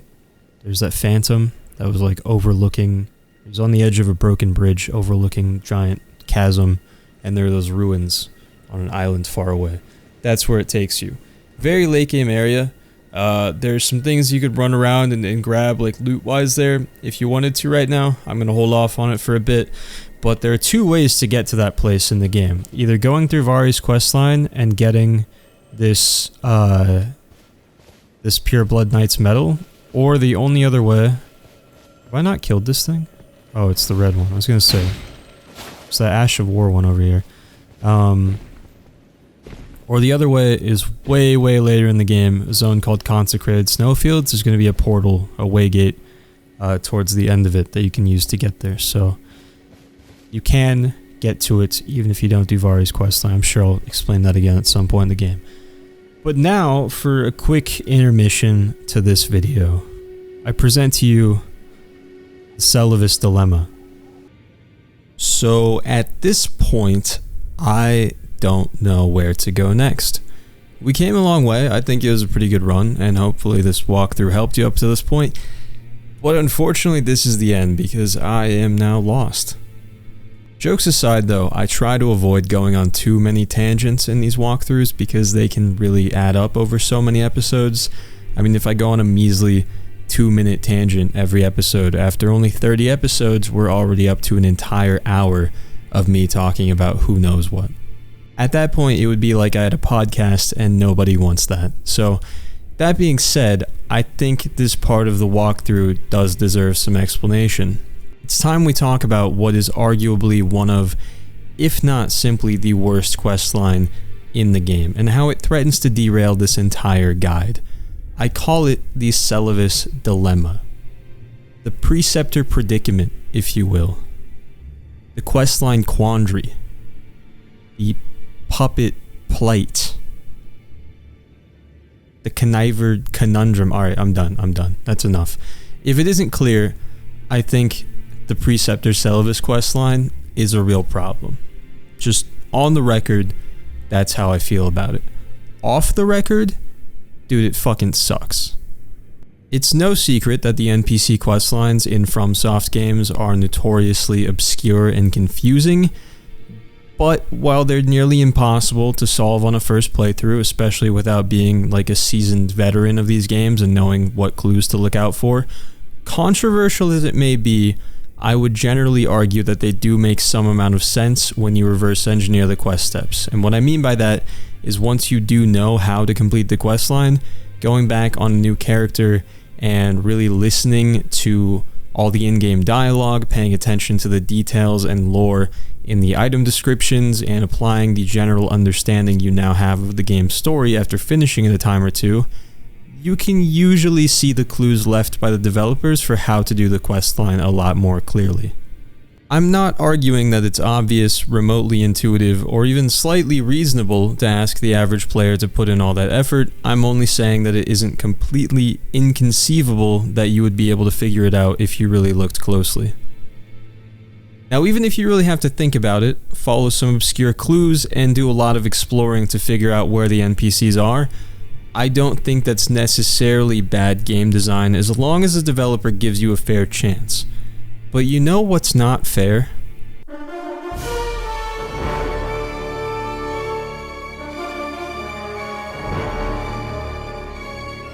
Now before we get into that, I have to start from the beginning and explain how I try to structure this walkthrough. One of the biggest challenges is just deciding what order to cover everything, because one of the biggest priorities I have is making sure that I take you through the game in a logical way that feels somewhat natural and intuitive, and just generally makes sense. I don't want you to see me do something in the walkthrough and think to yourself, yeah, the developer definitely did not intend for you to do things in this order.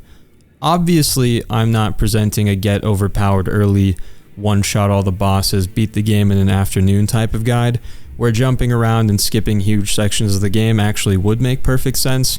I'm not knocking that style either. I'm really not at all interested in getting into the what is the right way to play the game debate. I just want the walkthrough to make sense. So at this point you have to be wondering, why am I telling you all this? Well, what if I break that rule? What if I suddenly decide to do something that doesn't make any sense at all? What if I decide to ignore what an NPC tells me to do? What if I do what they ask me to do, but I don't tell them that I actually did it? What if I skip dozens of areas, countless items, enemies, bosses, run through the better part of one of the few legacy dungeons in the game, just to finish a quest as soon as I possibly can? That wouldn't really make any sense at all. It would go against everything that I just said. But what if I didn't have a choice? What if there was a questline so ridiculous, so nonsensical, so misleading, so poorly implemented, that the only way to truly unlock every possible outcome and finish as many questlines as possible was to fight fire with fire? Insanity with insanity. Poor planning with worse planning.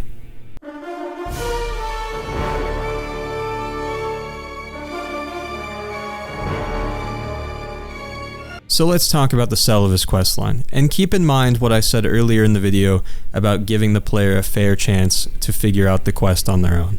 At the beginning of his questline, Seluvis gives you a potion and he asks you to take it to Nepheli Lu. He does not say what it does. There is no apparent connection between him and Nepheli at this point, and considering the potentially dozens of hours of gameplay between when you first meet Nepheli way back in Stormveil Castle and when you actually meet Seluvis and he gives you the potion, there's a pretty good chance, if we're being honest, that you don't even remember who Nepheli is. Now let's be fair here, he does seem like a dastardly fellow immediately, and in the context of a video game, that's a pretty good reason to assume that this potion is not gonna help Nepheli. In fact, there's a good chance it's just poison or something, right? But either way, you have a clear objective, you have a character to find that you've actually met before, and an explicitly specific person to return to when this task is done. Much more than can be said about most of the quests in this game. So when you do finally crack the code and figure out how to progress a character's quest, you go and do it, obviously. But wait, Did you know that you can take the potion to Gideon instead? Oh, you didn't? Well, that's understandable, because it's not like that was ever presented as an option. If you do that, you find out that Gideon and Seluvis don't really like each other, so based on that, do you assume that Seluvis is targeting Nepheli because she's Gideon's daughter? You could assume that. It's not an outrageous theory. It's still a bit of a stretch to jump straight to that conclusion in my head though, especially considering Nepheli isn't even his real daughter, and if you progress his quest, he casts her aside pretty quickly. So all this really confirms, if anything, is that Seluvis does in fact have malicious intent, but what else can you assume when he asks you to bring a mysterious potion to someone that he doesn't like? But Gideon asks if you want to hand the potion to him, so you can, quote, get one over on Seluvis, and based on the wording, it doesn't sound like Gideon's going to drink it, so it stands to reason that neither Gideon nor Nepheli would be hurt with this option. If anything, Seluvis would be the victim, but Gideon also words it more as a prank. I wouldn't exactly refer to murder as getting one over on someone.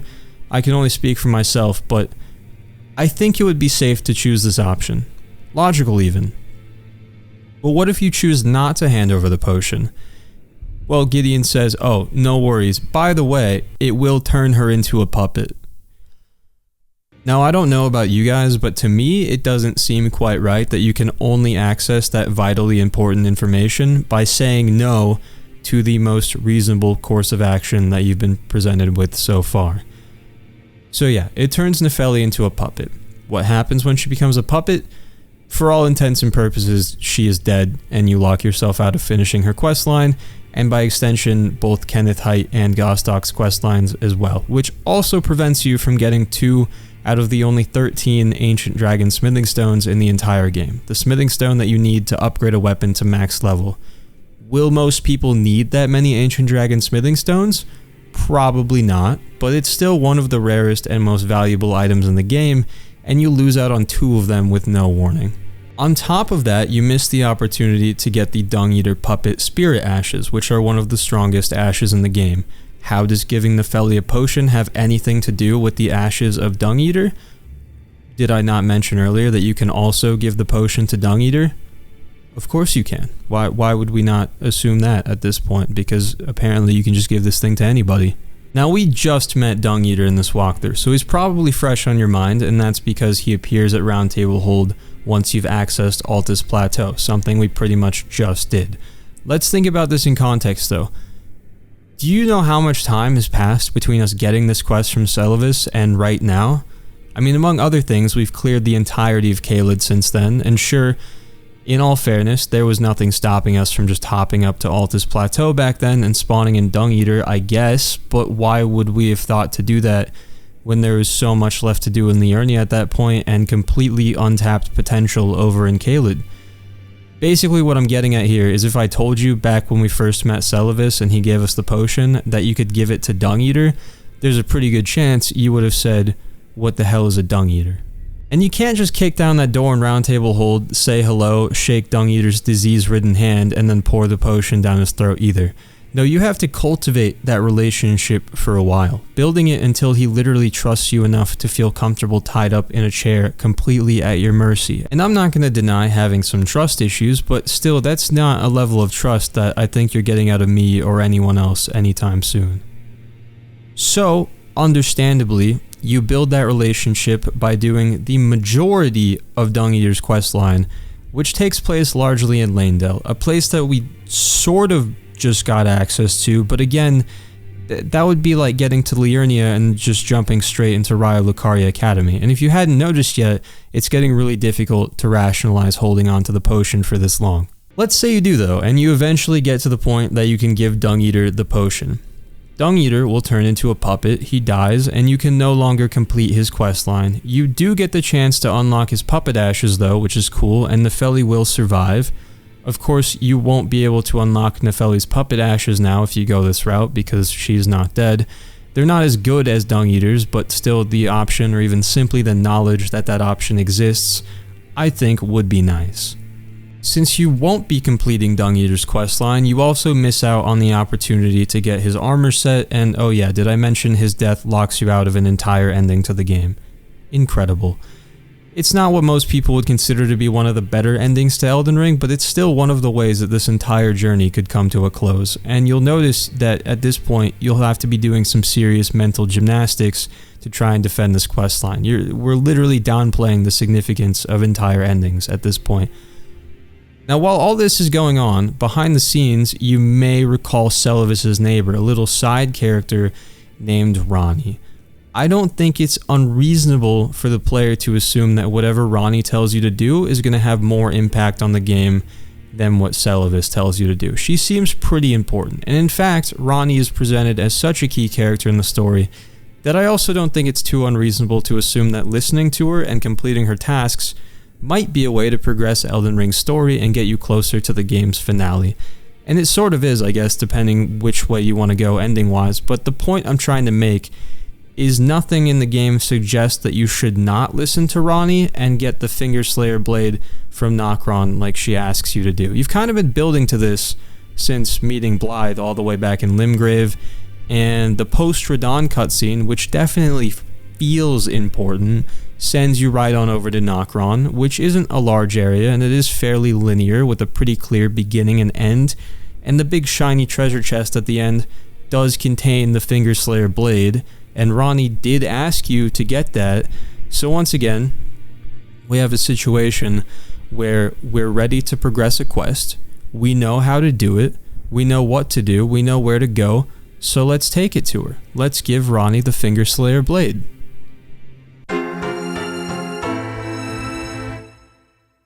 Yeah, if you give Ranni the Fingerslayer blade, Seluvis just dies, and his questline, all that stuff I just explained, it's all out the window.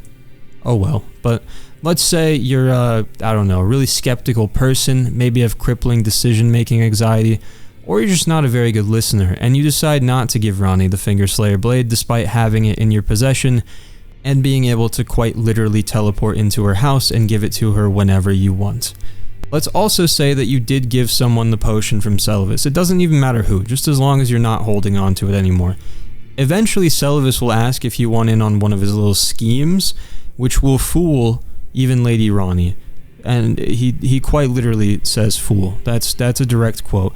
He just needs you to get a little amber starlight shard somewhere in the world. It happens to be in Altus Plateau. He doesn't really mention that, but that's alright because I know we were all thinking the same thing. This NPC right here probably sells a completely illegible map that would lead me straight to it if I were able to read it. That was a natural assumption to make in this situation. I know we were all thinking it. So we bring the Starlight Shard back to Seluvis, he turns it into a potion and asks us to give it to Ranni. Well, again, we can infer that this probably won't be particularly helpful to Ranni based on what he's said so far. Seluvis probably isn't mixing her favorite cocktail to brighten her day, but she is already a puppet, I guess, and the last potion turned people into puppets, so I mean, what harm could it really do? It's probably fine, right? It's not fine. Ranni gets angry. No, actually it's worse than that. She gets disappointed in you, kills Seluvis, kills you, and then just disappears from the game. I don't even think I have to say it at this point, but that will end her questline right then and there. And the significance of that, you might ask, without getting into the very long list of rewards that come from continuing and finishing Ranni's questline, you lose out on yet another ending to the game. This one's pretty big though. It's not a slight variation of other endings like the Dung Eater one is. It's a very significant and unique ending. In all fairness, I guess you can go to the Church of Vows, spend the Celestial Dew, absolve your sins, and continue Ranni's questline like nothing happened. But considering that feature has only been used in previous Souls games to get an NPC to stop attacking you on sight or get a PvP covenant off your back, I would not argue that it's a very intuitive solution or one that even seems plausible. Like, it just, there's no way that would pop into most people's heads if they were in that situation. But very conveniently, it does just so happen to work. It turns out you only have to deal with the permanent consequences of 99.9% of your actions in this game. Awesome. Speaking of getting around a problem though, there is a way to get to this point in the game with all of these possible quest outcomes available to you and not locking yourself out of a lot of them, and it's what I've been showing you. Unfortunately, you can't reap the rewards of every outcome of every questline. You'll have to make some choices here, but you do have access to every possible choice. If you've been following the guide, I've already told you not to give Seluvis' potion to anyone, and I've already told you not to talk to Ranni now that we have the Finger Slayer blade. But I also recognize that not everyone is going to watch all of these videos, and the longer I wait to progress these quest lines, the more time and opportunity it gives anyone watching, or not watching all of them and skipping around in these videos. It gives them more time to accidentally do something that jeopardizes the quest, and that's why I've been trying to knock out quest-related stuff very early when we get to a new zone. So here we are in Altus Plateau, a new zone. Would I like to jump straight from the beginning of Altus Plateau to the middle of Leyndell? Not really, because that feels like skipping around a lot and doesn't really make any sense. However, good old Seluvis has not really left us with much of a choice, because he has a hand in the destruction of so many quest lines. So this is my way of telling you that we're jumping into Leyndell to do the Dung Eater questline a little ahead of schedule. Could I have just waited until all of the Altus Plateau content outside of Leyndell is done? Sure, but that's risking a lot of other quests if you want to go down the route where you give Dung Eater the potion, because you'll have to continue hanging on to some game-changing items and preserve several dialogue options that have the potential to end entire quest lines.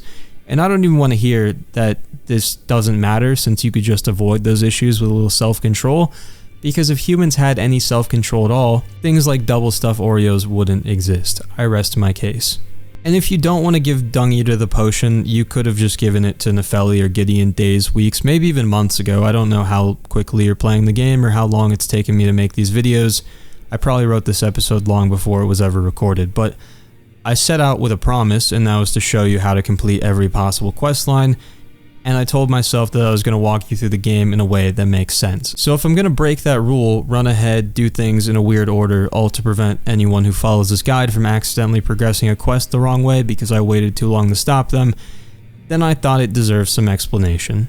Is it realistically going to take more than a couple minutes to get what we need from Leyndell and do the Dung Eater quest? No. Could I have avoided making this rant entirely and just said we need to do these quest steps real quick and take a short detour into Leyndell? Yes. Did I think it would be more fun to perform this ridiculous monologue about one of the things in this game that I think is just really stupid to break up the monotony of the walkthrough and give my brain a break? Yes, I did think that sounded more fun. So that is the Seluvis Dilemma. So anyway, warp to the outer wall phantom tree. All the way up here.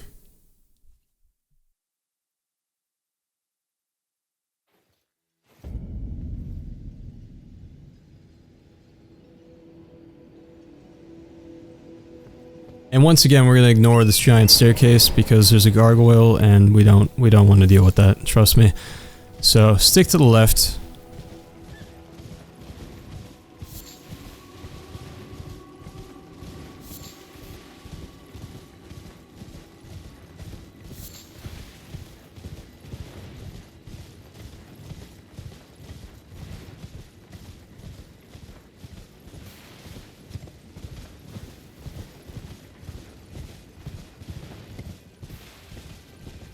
And would you believe it, even more golden seeds.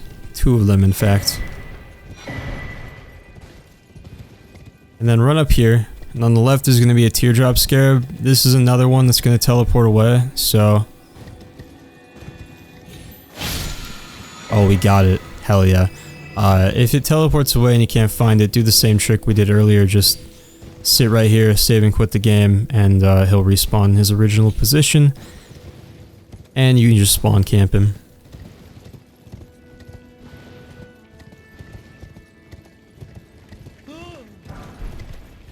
Lost Ashes of War there. And then go back down the stairs.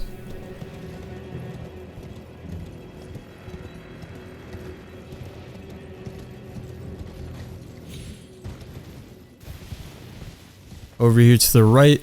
And up this hill there's going to be a few random dudes wandering around. One of them has a treasure chest in his hand.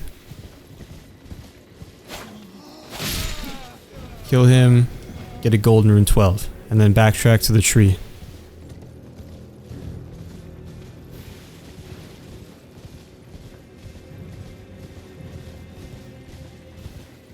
And the next words out of my mouth are going to come as somewhat of a surprise, but we're going to fight Margit again. Right now. Right here, right now. I see That's him.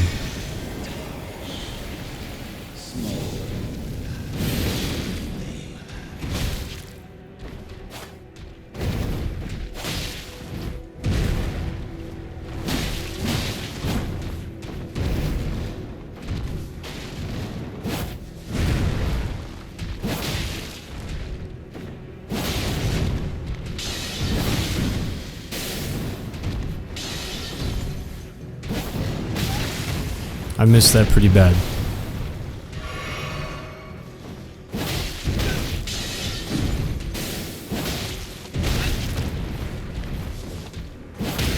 There we go.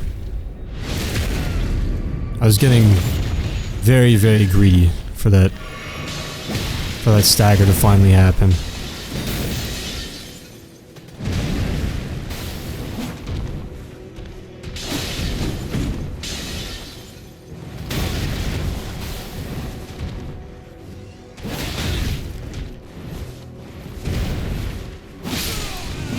Still suck at fighting Margit. Some things never change. Get the Viridian Amber Medallion +1. It's going to give you some more stamina.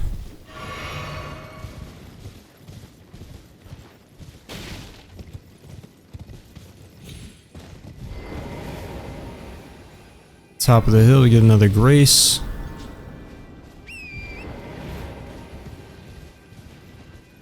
Middle of camp, Golden Rune 7. There's gonna be like a staircase thing over here. Mushrooms. And climb the stairs.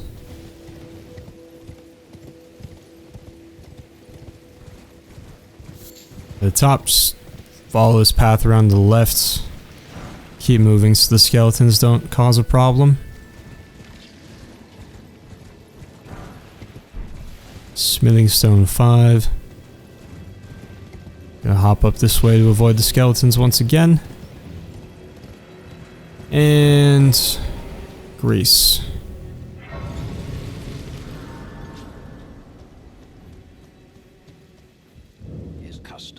Alright, so talk to this guy. Purchase. He has some rune arcs if you want some. A note about some sewers below the capital. You can grab that if you'd like. And we want the perfume bottle. And also the Sentry's Torch, which I pointed out that note earlier. So it's a little pricey, 7,000 runes, but I would definitely recommend grabbing it. I'll try to remind you again before we really need it, but if you have the runes, might as well grab it while we're here. A Bell-bearing Hunter spawned here at night, so be careful of that. And then up the road to the northeast, I'm just going to set it to morning to be safe. But up the road to the northeast is also a Deathbird spawn point, so... Add another flask, can level up, and pass the time to morning.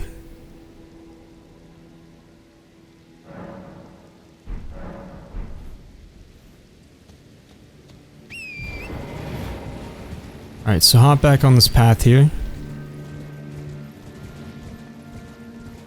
And pretty much just head straight for these trees ahead.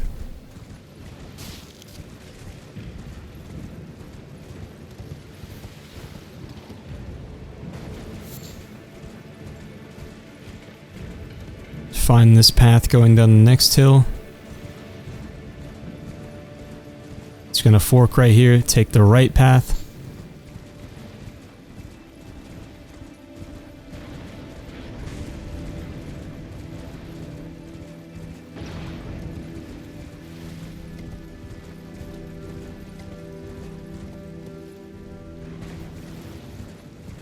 And then down here, if you have spoken to Blackguard Big Boggart, he will be hanging out right here with a little fire, fishing for crabs, cooking up some crabs.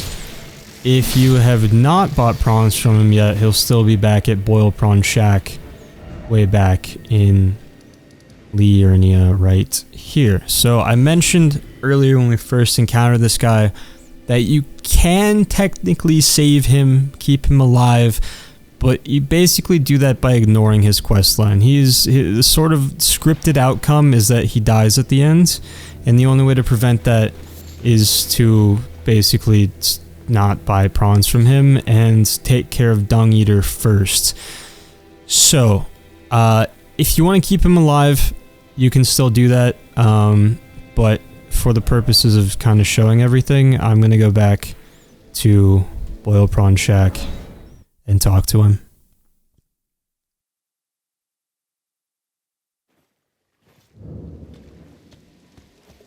Alright, mate. So just purchase a boiled prawn, and then you can talk to him. I can't see it. Makes no bloody cruel bloody joke. Maybe something with the Erdtree himself. Never met someone with a taste. Mate, good mates. I'll be seeing you. We're homies now. You get the spread out gesture, and then he moves up to the spot that we were just at. So let's go back to. Sorry about the alarm. Hermit Merchant Shack. Got super disoriented there.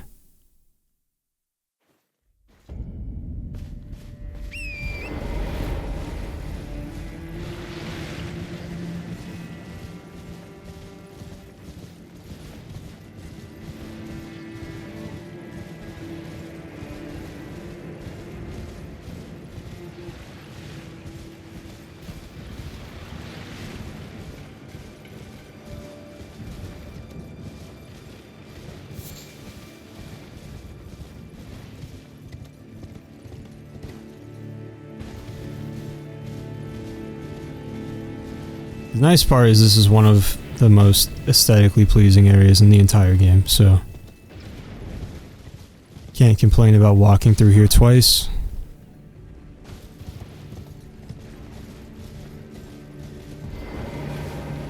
Alright, so talk to him. You should probably know. Mentions the Dung Eater being nearby.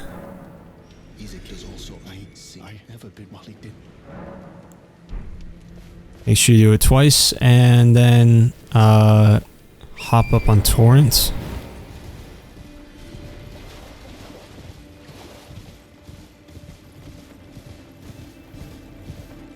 And we can go up this way to avoid the golems. If you want, you can fight the golems up there, use the crystal darts to frenzy them and everything. Might make it easier. Also just might not work, as you saw earlier. Always a possibility, I suppose.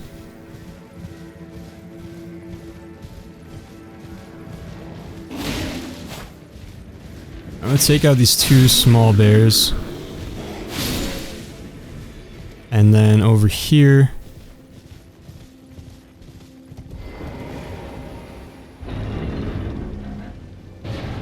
open this up. Take the lift down.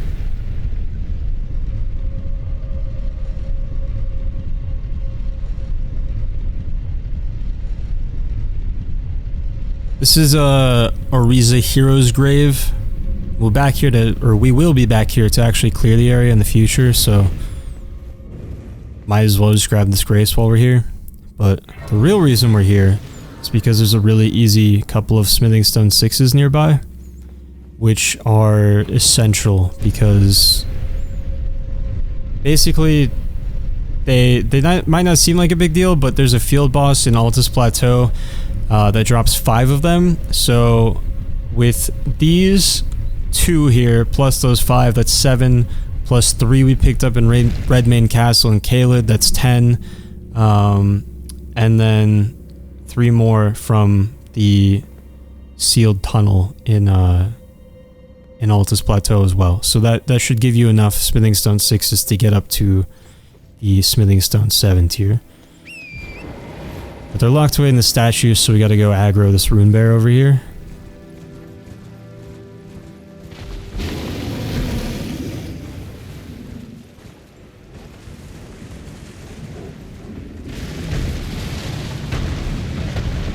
There we go. I missed. Alright, and then I'm just gonna run away.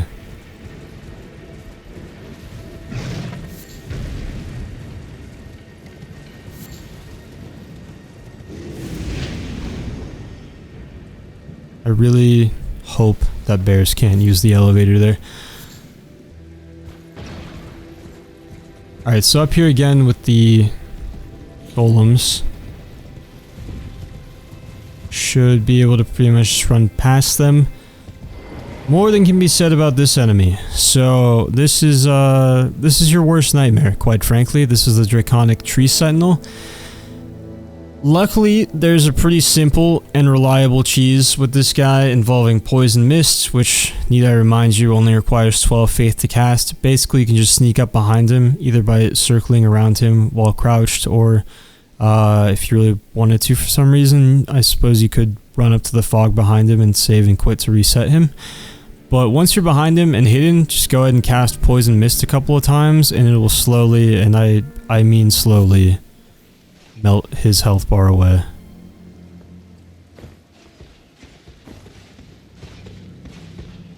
I don't like that he's moving over here.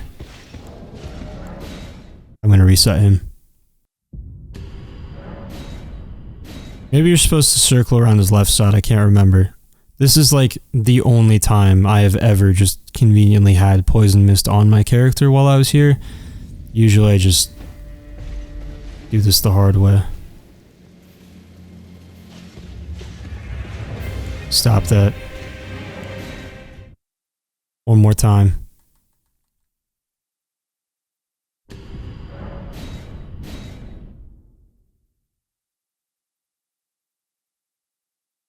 Aside from the Poison Mist though, any form of Scarlet Rot is your best bet, whether that be Rot Grease, Rot Breath incantations, but those will just help constantly damage him while you fight him head on, because those are going to aggro him.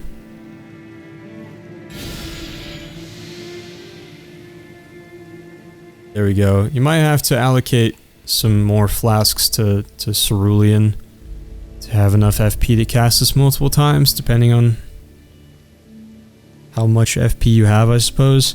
If you can't do this for whatever reason, you're still really struggling with him, you could wait until later to do more of Millicent's questline, because you'll be able to summon her here to help. When we clear Shaded Castle in a bit, a little further into Altus Plateau, kind of towards the end honestly, we will get an item called the Valkyrie's Prosthesis for Millicent. We're going to give it to her, go back and talk to Gallery at his shack, and then you can summon Millicent for the boss at another place here in Altus called Windmill Village. Talk to her there afterwards, and then her summon sign will appear here. Basically, she needs another arm before she can actually help us fight. I'm going to speed this up though. Alright, looks like this is going to take about 7 full poison applications. I'm losing patience though, so it's time to take matters into my own hands.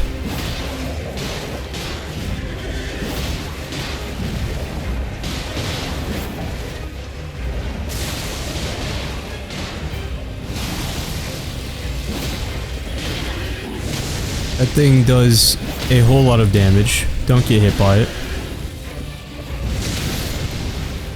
Don't get hit around it either. If you're far away, that horse will just spam fireballs at you. It's so obnoxious.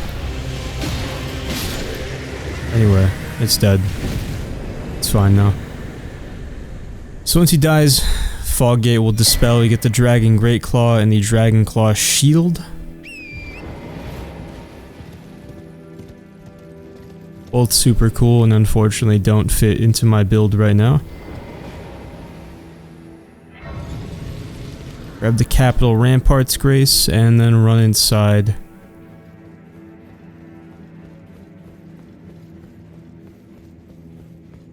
And take the lift.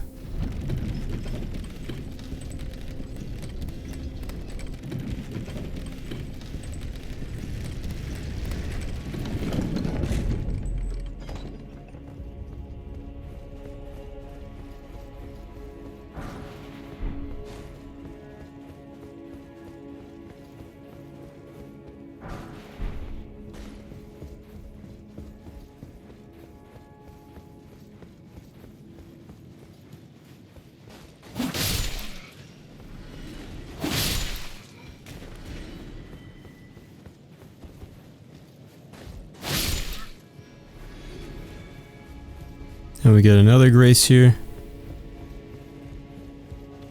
Activate that. And rest. Melina should appear. My utmost for bringing here. And she's going to tell you that she is abandoning us. I have no. Can't have anything nice around here. Gonna level up again, and then got Bach. So this is Bach's last location of the ones I listed that he will travel between, kind of follow you around after you give him the golden sewing tools. Same thing, we still don't quite have the items we need to unlock all the endings to his questline, so ignore him still, and then head outside.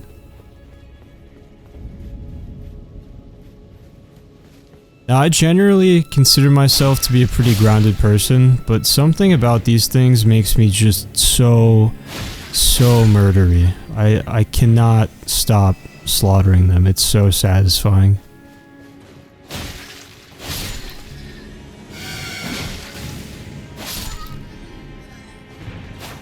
Don't know what it is about them. And they give me the big one too to also murder. It's like, oh, you shouldn't have.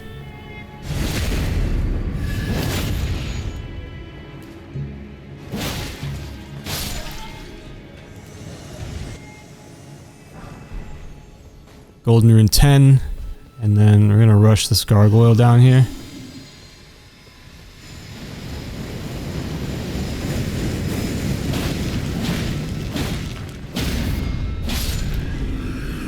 What's left of the gargoyle, I suppose. Golden Rune 7, hop down.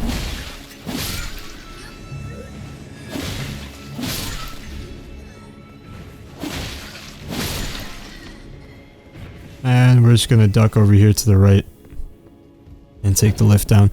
There's a page that wanders around in there, so he might be upstairs, he might be downstairs. Just kill him if you see him.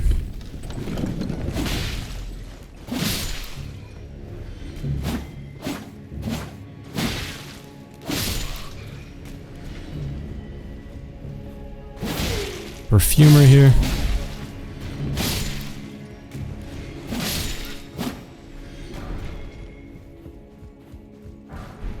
And then go up the ladder.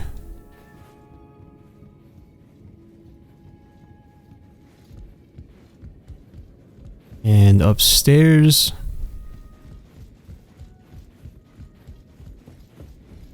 To get a seedbed curse. So that's all we really need right now, but we'll have to come straight back to Leyndell and go even further in just a second. So let's just grab the next couple sites of grace while we're here. So come back downstairs, hop out onto this rooftop, and there are a couple rooftops, like there's one over there that you could reach from upstairs, I'm pretty sure. But we're aiming for the one that has this gazebo ahead of us. So mind the gap, keep running this way. Another perfumer here. And like a soldier and knight behind us. Just keep running, hop down on this caravan. Erdtree avatar is going to spawn in, just run past him through these doors. And we got another grace. So this is the same thing I've been saying anytime we run past anything in this game.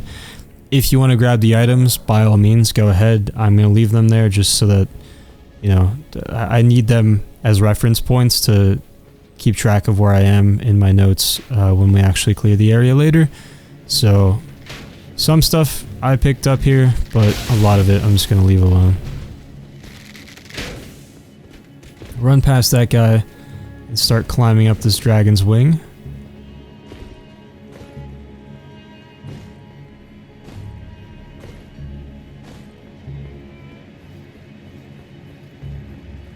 As high as you can go, and then drop down here.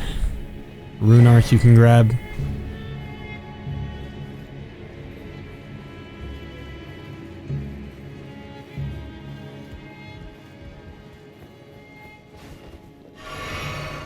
There's a knight up here that you can sneak past. Yeah, he's guarding gravel stones, so there's no need to fight him for that right now. This guy hiding around the corner. Knight seems to have heard that. Golden Rune 11, and then quickly Before the night catches up to you, rest of this grace and reset him. Cool. Now return to round table hold. That's not the right button. There we go. And go speak to Dung Eater.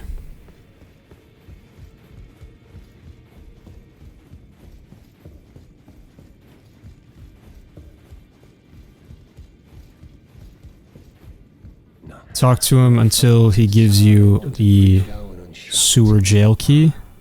And then keep talking to him. Drives a real hard bargain here. Honestly, just an offer you can't refuse. He'll kill us, defile our corpse, and give us the pox. You know, how can you say no to that? Now warp back to the grace we just got. West Capital Ramparts.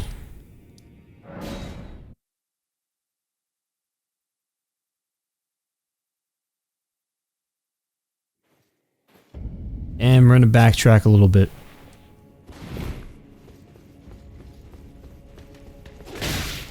Okay.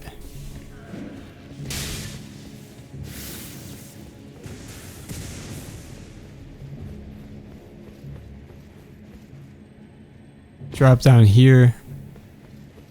And it looks like a really long way down, and it is, but you can drop here and not die.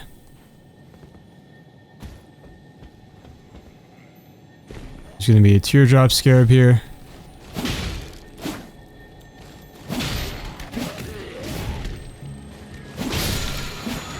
The Ash of War Thunderbolt, and then a few of these guys are going to pop out and try to kill you.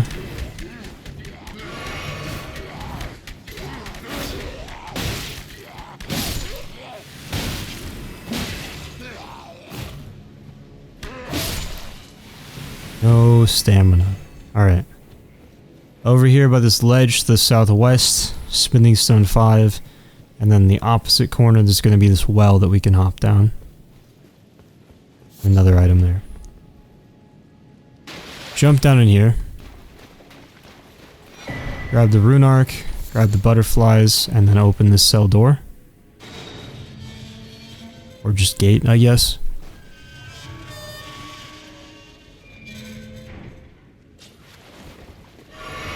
Heal up, throw on a lantern, and we're just gonna run through the sewer.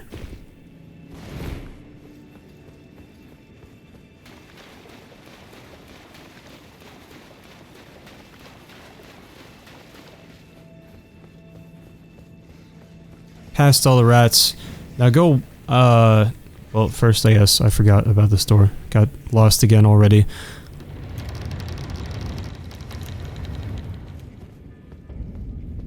Open that to get to subterranean shunning grounds. There's going to be a few omens in this area. Kind of tough. Wouldn't really recommend fighting them. You can if you want, but it's going to be a huge pain. They hit hard and they have a lot of health. So I'm going to lure him back out here.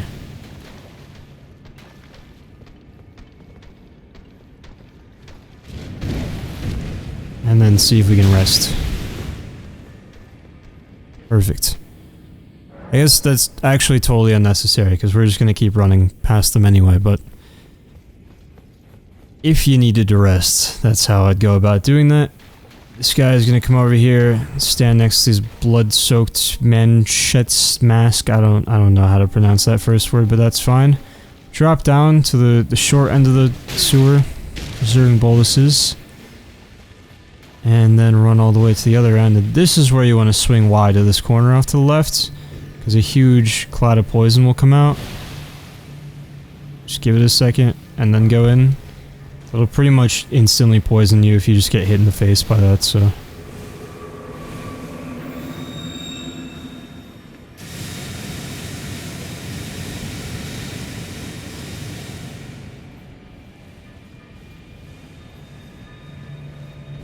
Okay, now up top here, Rune Arc, that's going to be Lost Ashes of War, I believe. You can see there's a big hand that's about to pop out.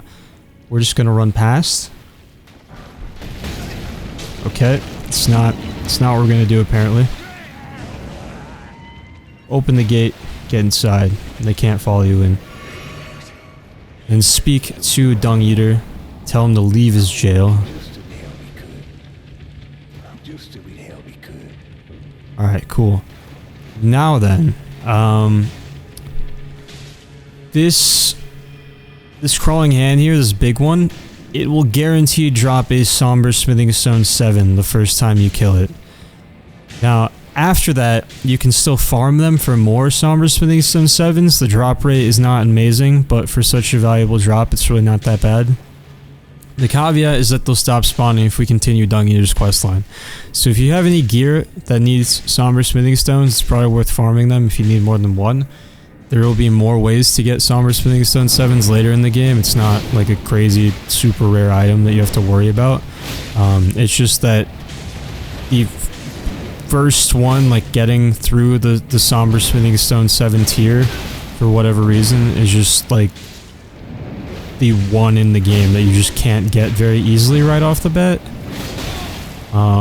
So, you know, chances are you only need like one, maybe two for your main weapon and like a catalyst or something.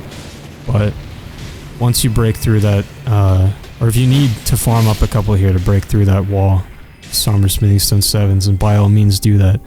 I guess I should say it's been a while since I tested that, so maybe I'll double check. 1 second. Alright, yeah, he's still here. He respawned. So, that still works. It definitely will not be here if you continue Dung Eater's questline, but I just wanted to double check and make sure that it does in fact come back right now before I gave you guys false information. So, like I said, farm that up for a couple of Somber Smithing Stone 7s if you need. Don't worry about being in Somber Smithing Stone 7 poverty for the rest of the game. It's just, like, if you look up any guide on YouTube on how to get a, like, max level weapon early, the 7 is, like, the difficult one. And there was one that you get in, like, Volcano Manor that was much easier to get back in the day, and they patched the game so you couldn't get it there anymore. Because, if you check your inventory, we actually have 8 and 9 already.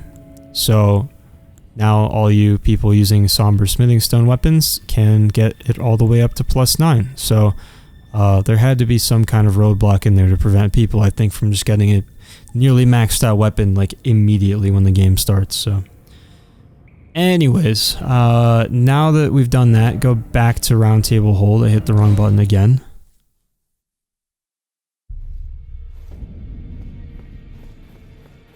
And go back to where Dung Eater was.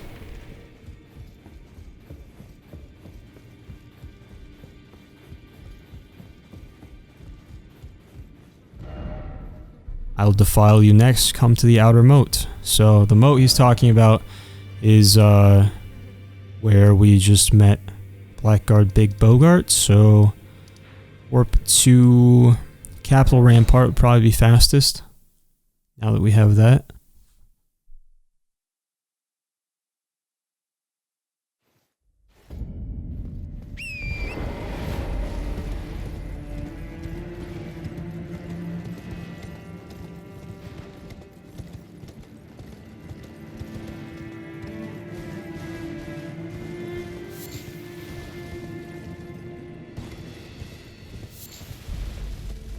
You just wrap around to the left here. It's that spirit spring we can use to get down there quickly.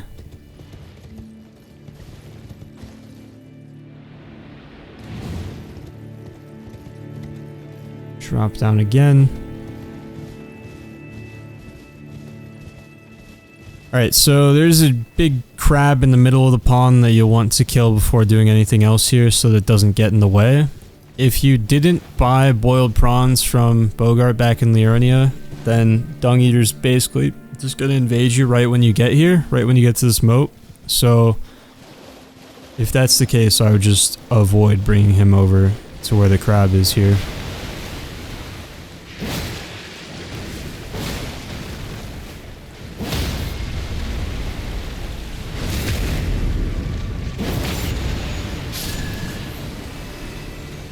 I guess you could just do that either way now that I think about it. I just hate these crabs because they have Godwin's face on the back of them, which is just, it just creeps me out. So I just sleep better personally, knowing that I've cut down every last one of them.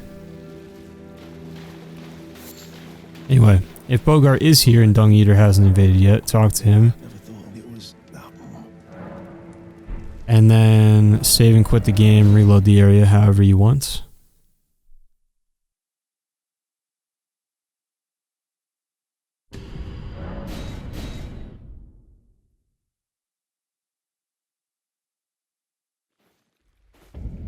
And you'll be tied to a chair. Speak to him. Help me. I don't. He's gonna die. You get a seedbed curse, his bell bearing, his gear, and in a few seconds, Dung Eater will invade. But that's gonna be the end of Boggart's questline.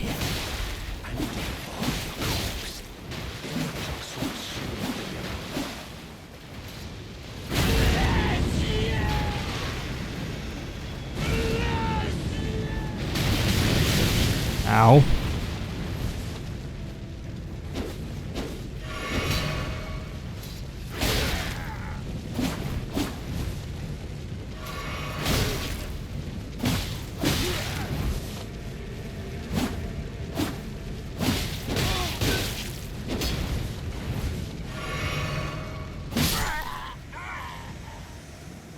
Kill Dung Eater for the Sword of Milos. And with him dead, now if you wanted to, if you were going with the other route, you could go talk to Boggart back at Boil Prawn Shack in Liurnia, buy some prawns, and he will move out here and just live happily ever after, fishing and cooking crabs. So there you go. Now, again, like I said back in that earlier video, it's just like he's not going to address you saving him. He doesn't say anything special. There's no rewards. It just doesn't really serve any purpose the rest of the game. It's just a workaround to keep him alive for sentimental reasons. But anyway, how do I keep doing this? Go back to Roundtable Hold.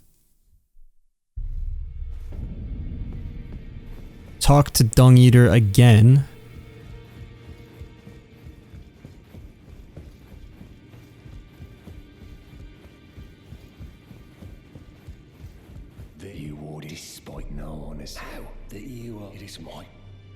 Give you foil again till the countless and soon hundreds with a few of the rotten. Give it your blood till a curse. Give it your blood till a curse. Alright, his dialogue is exhausted, and now we're gonna go back to the sewers and talk to him again. So this is annoying, and part of the reason why I hate the map of Leyndell so much. It doesn't separate underground and above ground. So the underground roadside grace is way down there in the sewer. Appears to be on the surface, and the map is already cluttered enough up here.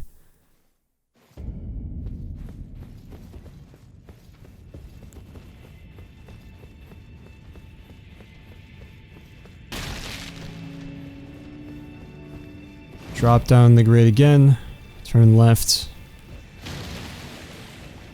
I'm gonna try to beat the flower this time. I can be faster. I did it.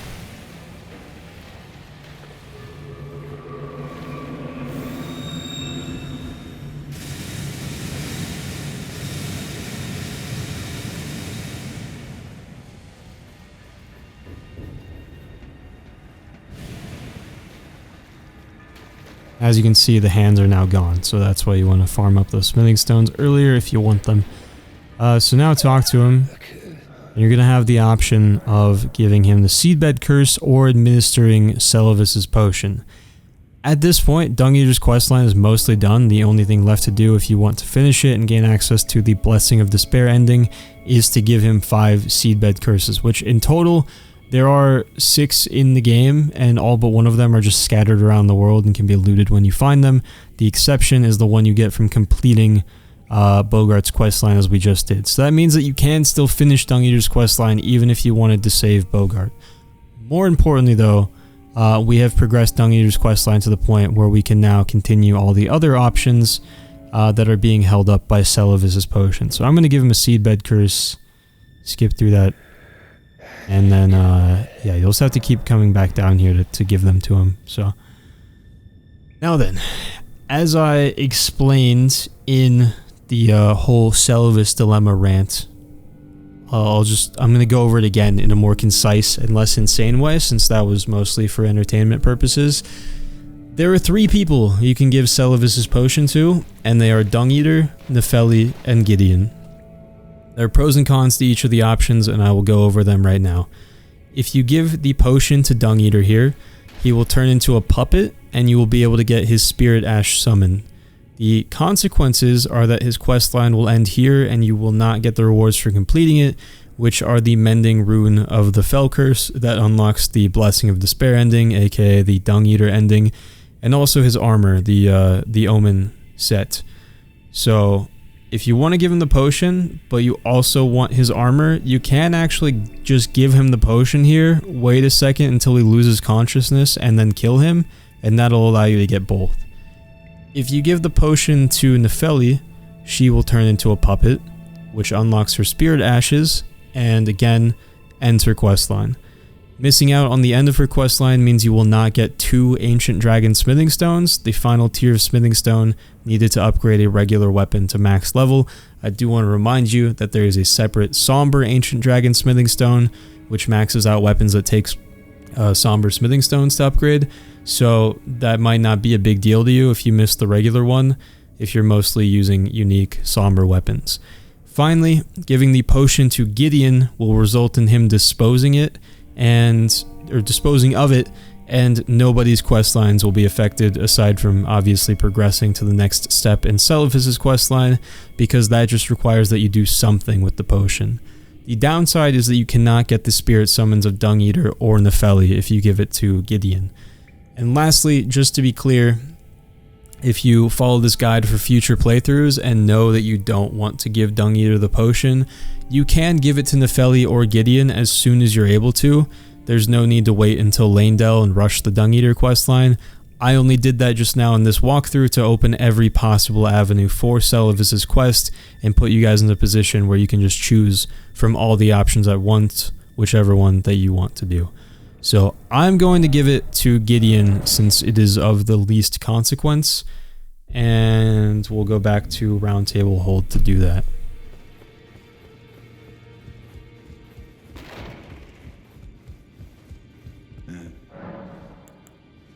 Show him Seluvis's potion. Hand it over.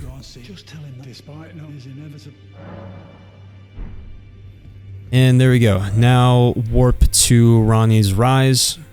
We're going to speak to Seluvis, but remember, we have the Finger Slayer blade now, so we do not want to talk to Ranni. Giving it to her will end Seluvis's questline prematurely, so just go outside, ignore her.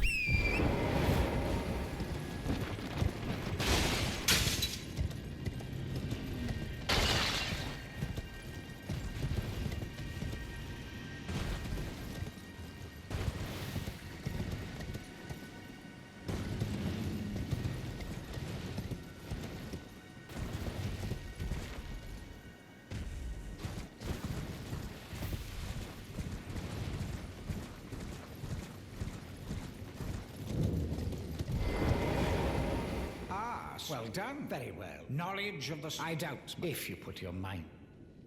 You will... And you can talk about Nepheli too, even if you lied about giving it to her. Just assumes that he mixed the potion wrong. And then run over here to... Might be easier to warp back to Ranni's Rise again, honestly, to not risk upsetting the dragon, but... Just gonna send it anyway.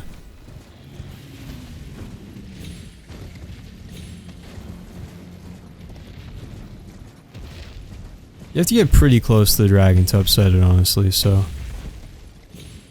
But this ruin right here, with the sorcerer in it, here's where it is on the map. Right here, there is an illusory floor. If you can't find it, you can use Margit's Shackle to dispel that.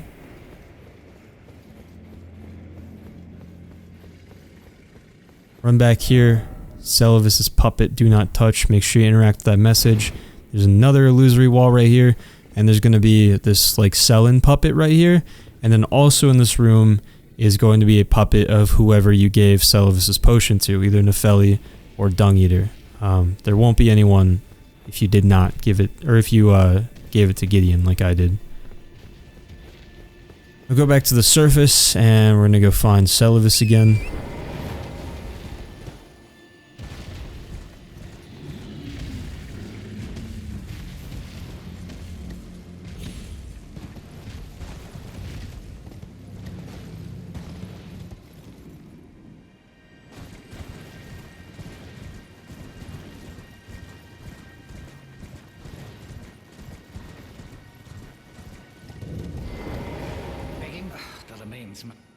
Should have an option about your chambers. You can also hand over a sorcery scroll if you want, but I would not give that to him. We have the turtle unlocked now, so click about your chambers.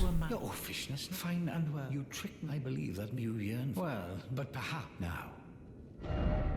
And then he's gonna let us choose a puppet for free, which are just spirit ashes for you to summon, even though they're labeled as puppets. So you can pick between Finger Maiden Therolina, which is a support-based summon. She'll actually use healing incantations for you, but her AI is pretty dumb, so you really kind of have to go out of your way to stand next to her if you want healed usually.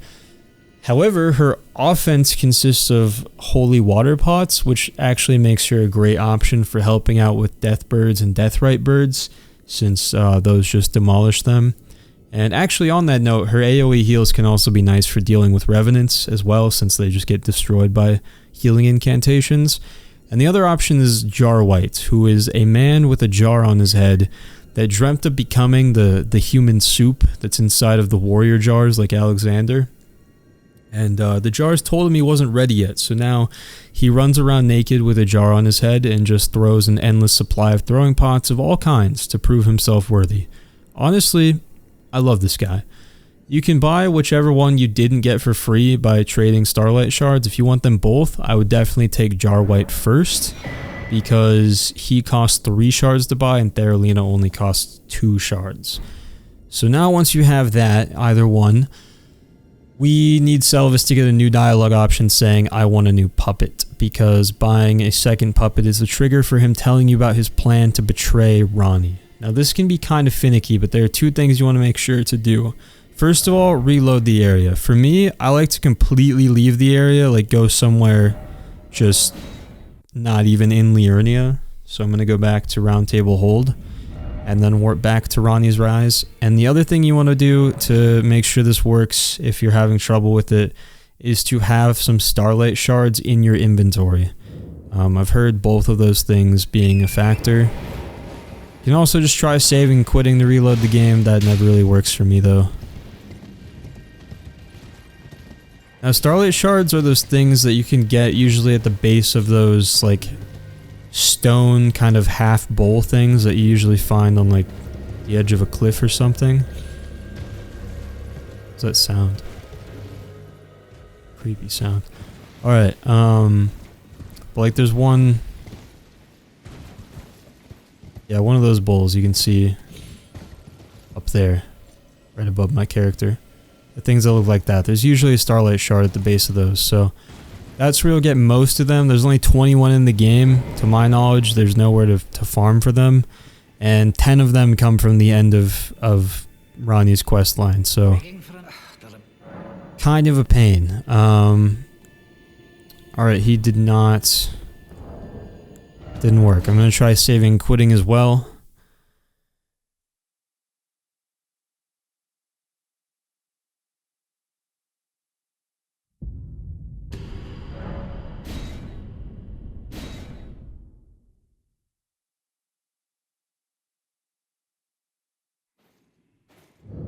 Try talking to him again. There we go. I want a new puppet. The other thing you can do if that still doesn't work is you can try opening your inventory and leaving your Starlight Shards on the floor and then picking them back up just in case he's not registering them as being in your inventory. Make sure you do leave. That's how you drop it. Discard will just delete them outright, so that's definitely not what you want. Anyway, say I want a new puppet.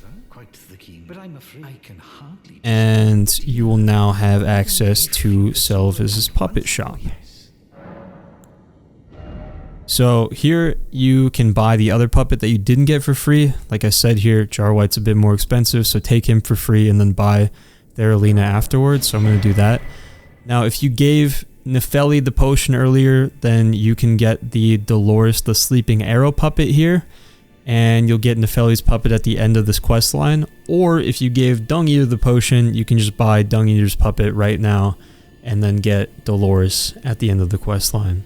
If you want that option or that route. They will cost 5 Starlight Shards though, so they're a bit more expensive. If you just want to progress the quest, then I would just grab the cheap ones like this. It's once you're done with that, speak to him again about the scheme and tell him you're interested. Just like then, I'd rather with that to my son, and even a demi. About Amber Starlights. Alright, so he's going to keep repeating himself. Now, it's in a canyon just north of the Altus Highway Junction, Grace. If you forgot and or you were curious about how you're supposed to find it without a guide, there's an NPC named Pidia in the upstairs area of Carrier Manor that you can reach by dropping on this tower. We've been down there before. I think I might even have the map in my inventory. Yeah, you just go down there, down those wooden planks, and then you can see the open hatch on the roof down there. But if I'm not mistaken, I already bought, yes, the weathered map. So this thing is like completely illegible, as I alluded to earlier, but you can kind of make out the path leading up to that giant staircase in Altus right here. So warp to Altus Highway Junction.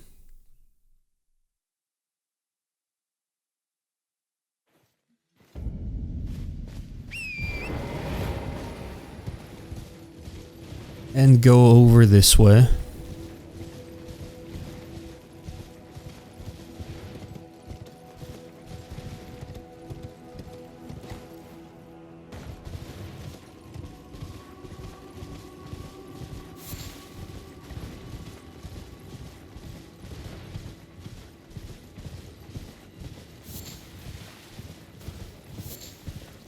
Grab the Amber Starlight. There's a bunch of sacramental buds you can grab in here too, but I'm just gonna leave.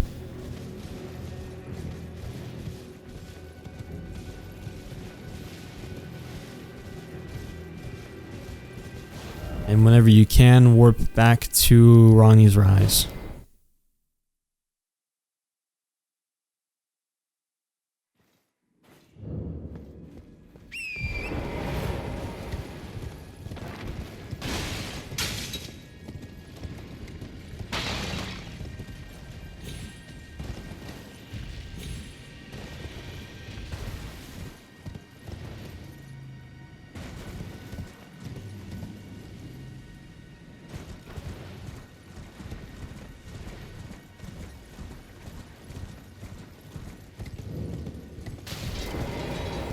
Talk to Seluvis again.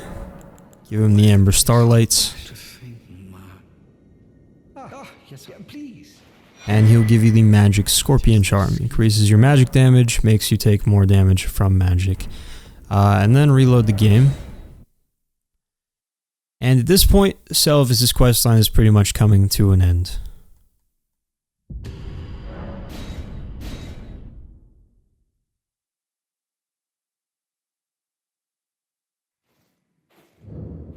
Talk to him one more time for the Amber Draft. Ask him about it if you want. So you can go give Ranni the Amber Draft now. I'm just going to warp up there actually. Which will result in her getting upset and disappearing from the game. She'll also kill you. And her, Blythe, EG, all of them will disappear from the game. And it's not great. You can also just select no when you talk to her, which is what I'm about to demonstrate, and just give her the Finger Slayer Blade instead to continue her questline. Either way, Seluvis is going to end up dead, thus formally marking the end of his questline. If you do give Ranni the Amber Draft, you can go to the Church of Vows, over here in Liurnia. Right there. And spend a Celestial Dew to seek Absolution, which will reset Ranni, and you can continue her questline, and then just give her the Fingerslayer Blade and pretend none of this ever happened. I'm going to skip the middleman and just give her the... or just not give her the draft. So, click no. Don't administer the Amber Drought or draft. Not blood. Even in my... It is in my thanks soon. Take it. And she'll give you the Carrion Inverted Statue, which is going to let us access the Divine Tower of Liurnia. What is thy purpose? You may leave. I too. And then, if you save and quit now...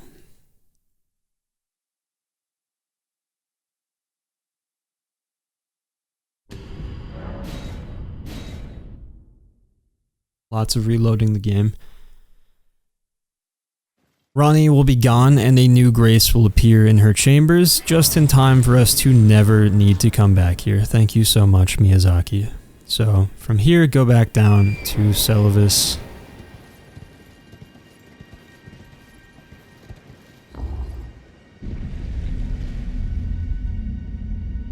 The Divine Tower of Liurnia, you might not have noticed that we kind of skipped over. It's right here, seems accessible, but you can't actually get to it without that statue.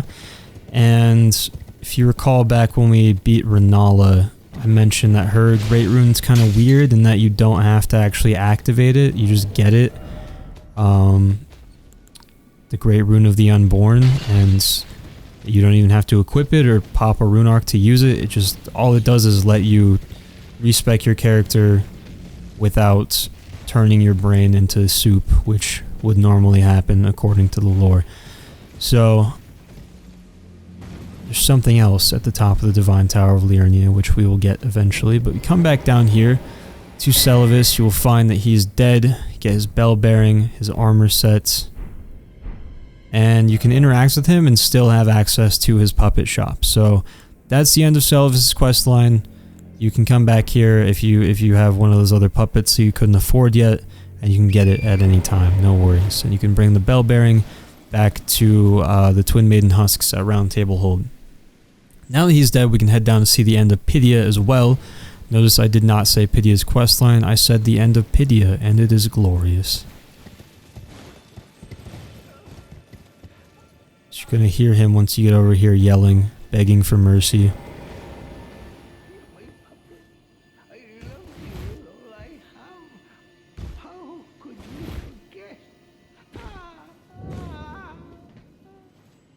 And come down here to find that his puppets have just torn him apart.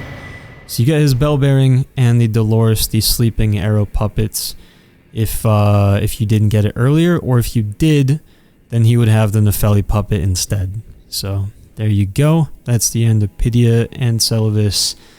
And finally, we can go back to Round Table Hold.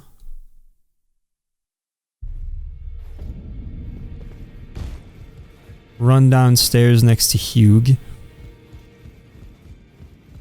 No. I need to do better than this. This will never kill them. No, how could I say? Father has now. Give her the Stormhawk King Ashes to cure her depression. I wish someone would bring me some Stormhawk King Ashes for real. And it reminds me.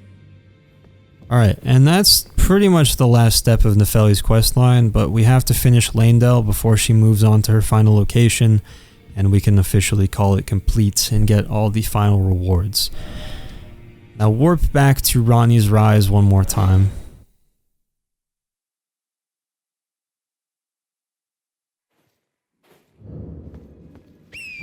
Exit the tower however you want and run northeast. There's one more tower up here in the Three Sisters area that we have not accessed yet, and that's because it was sealed up until this point.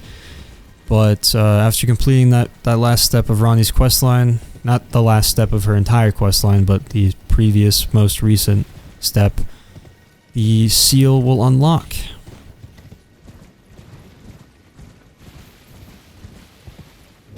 And we can enter Renna's Rise. Climb up the ladder.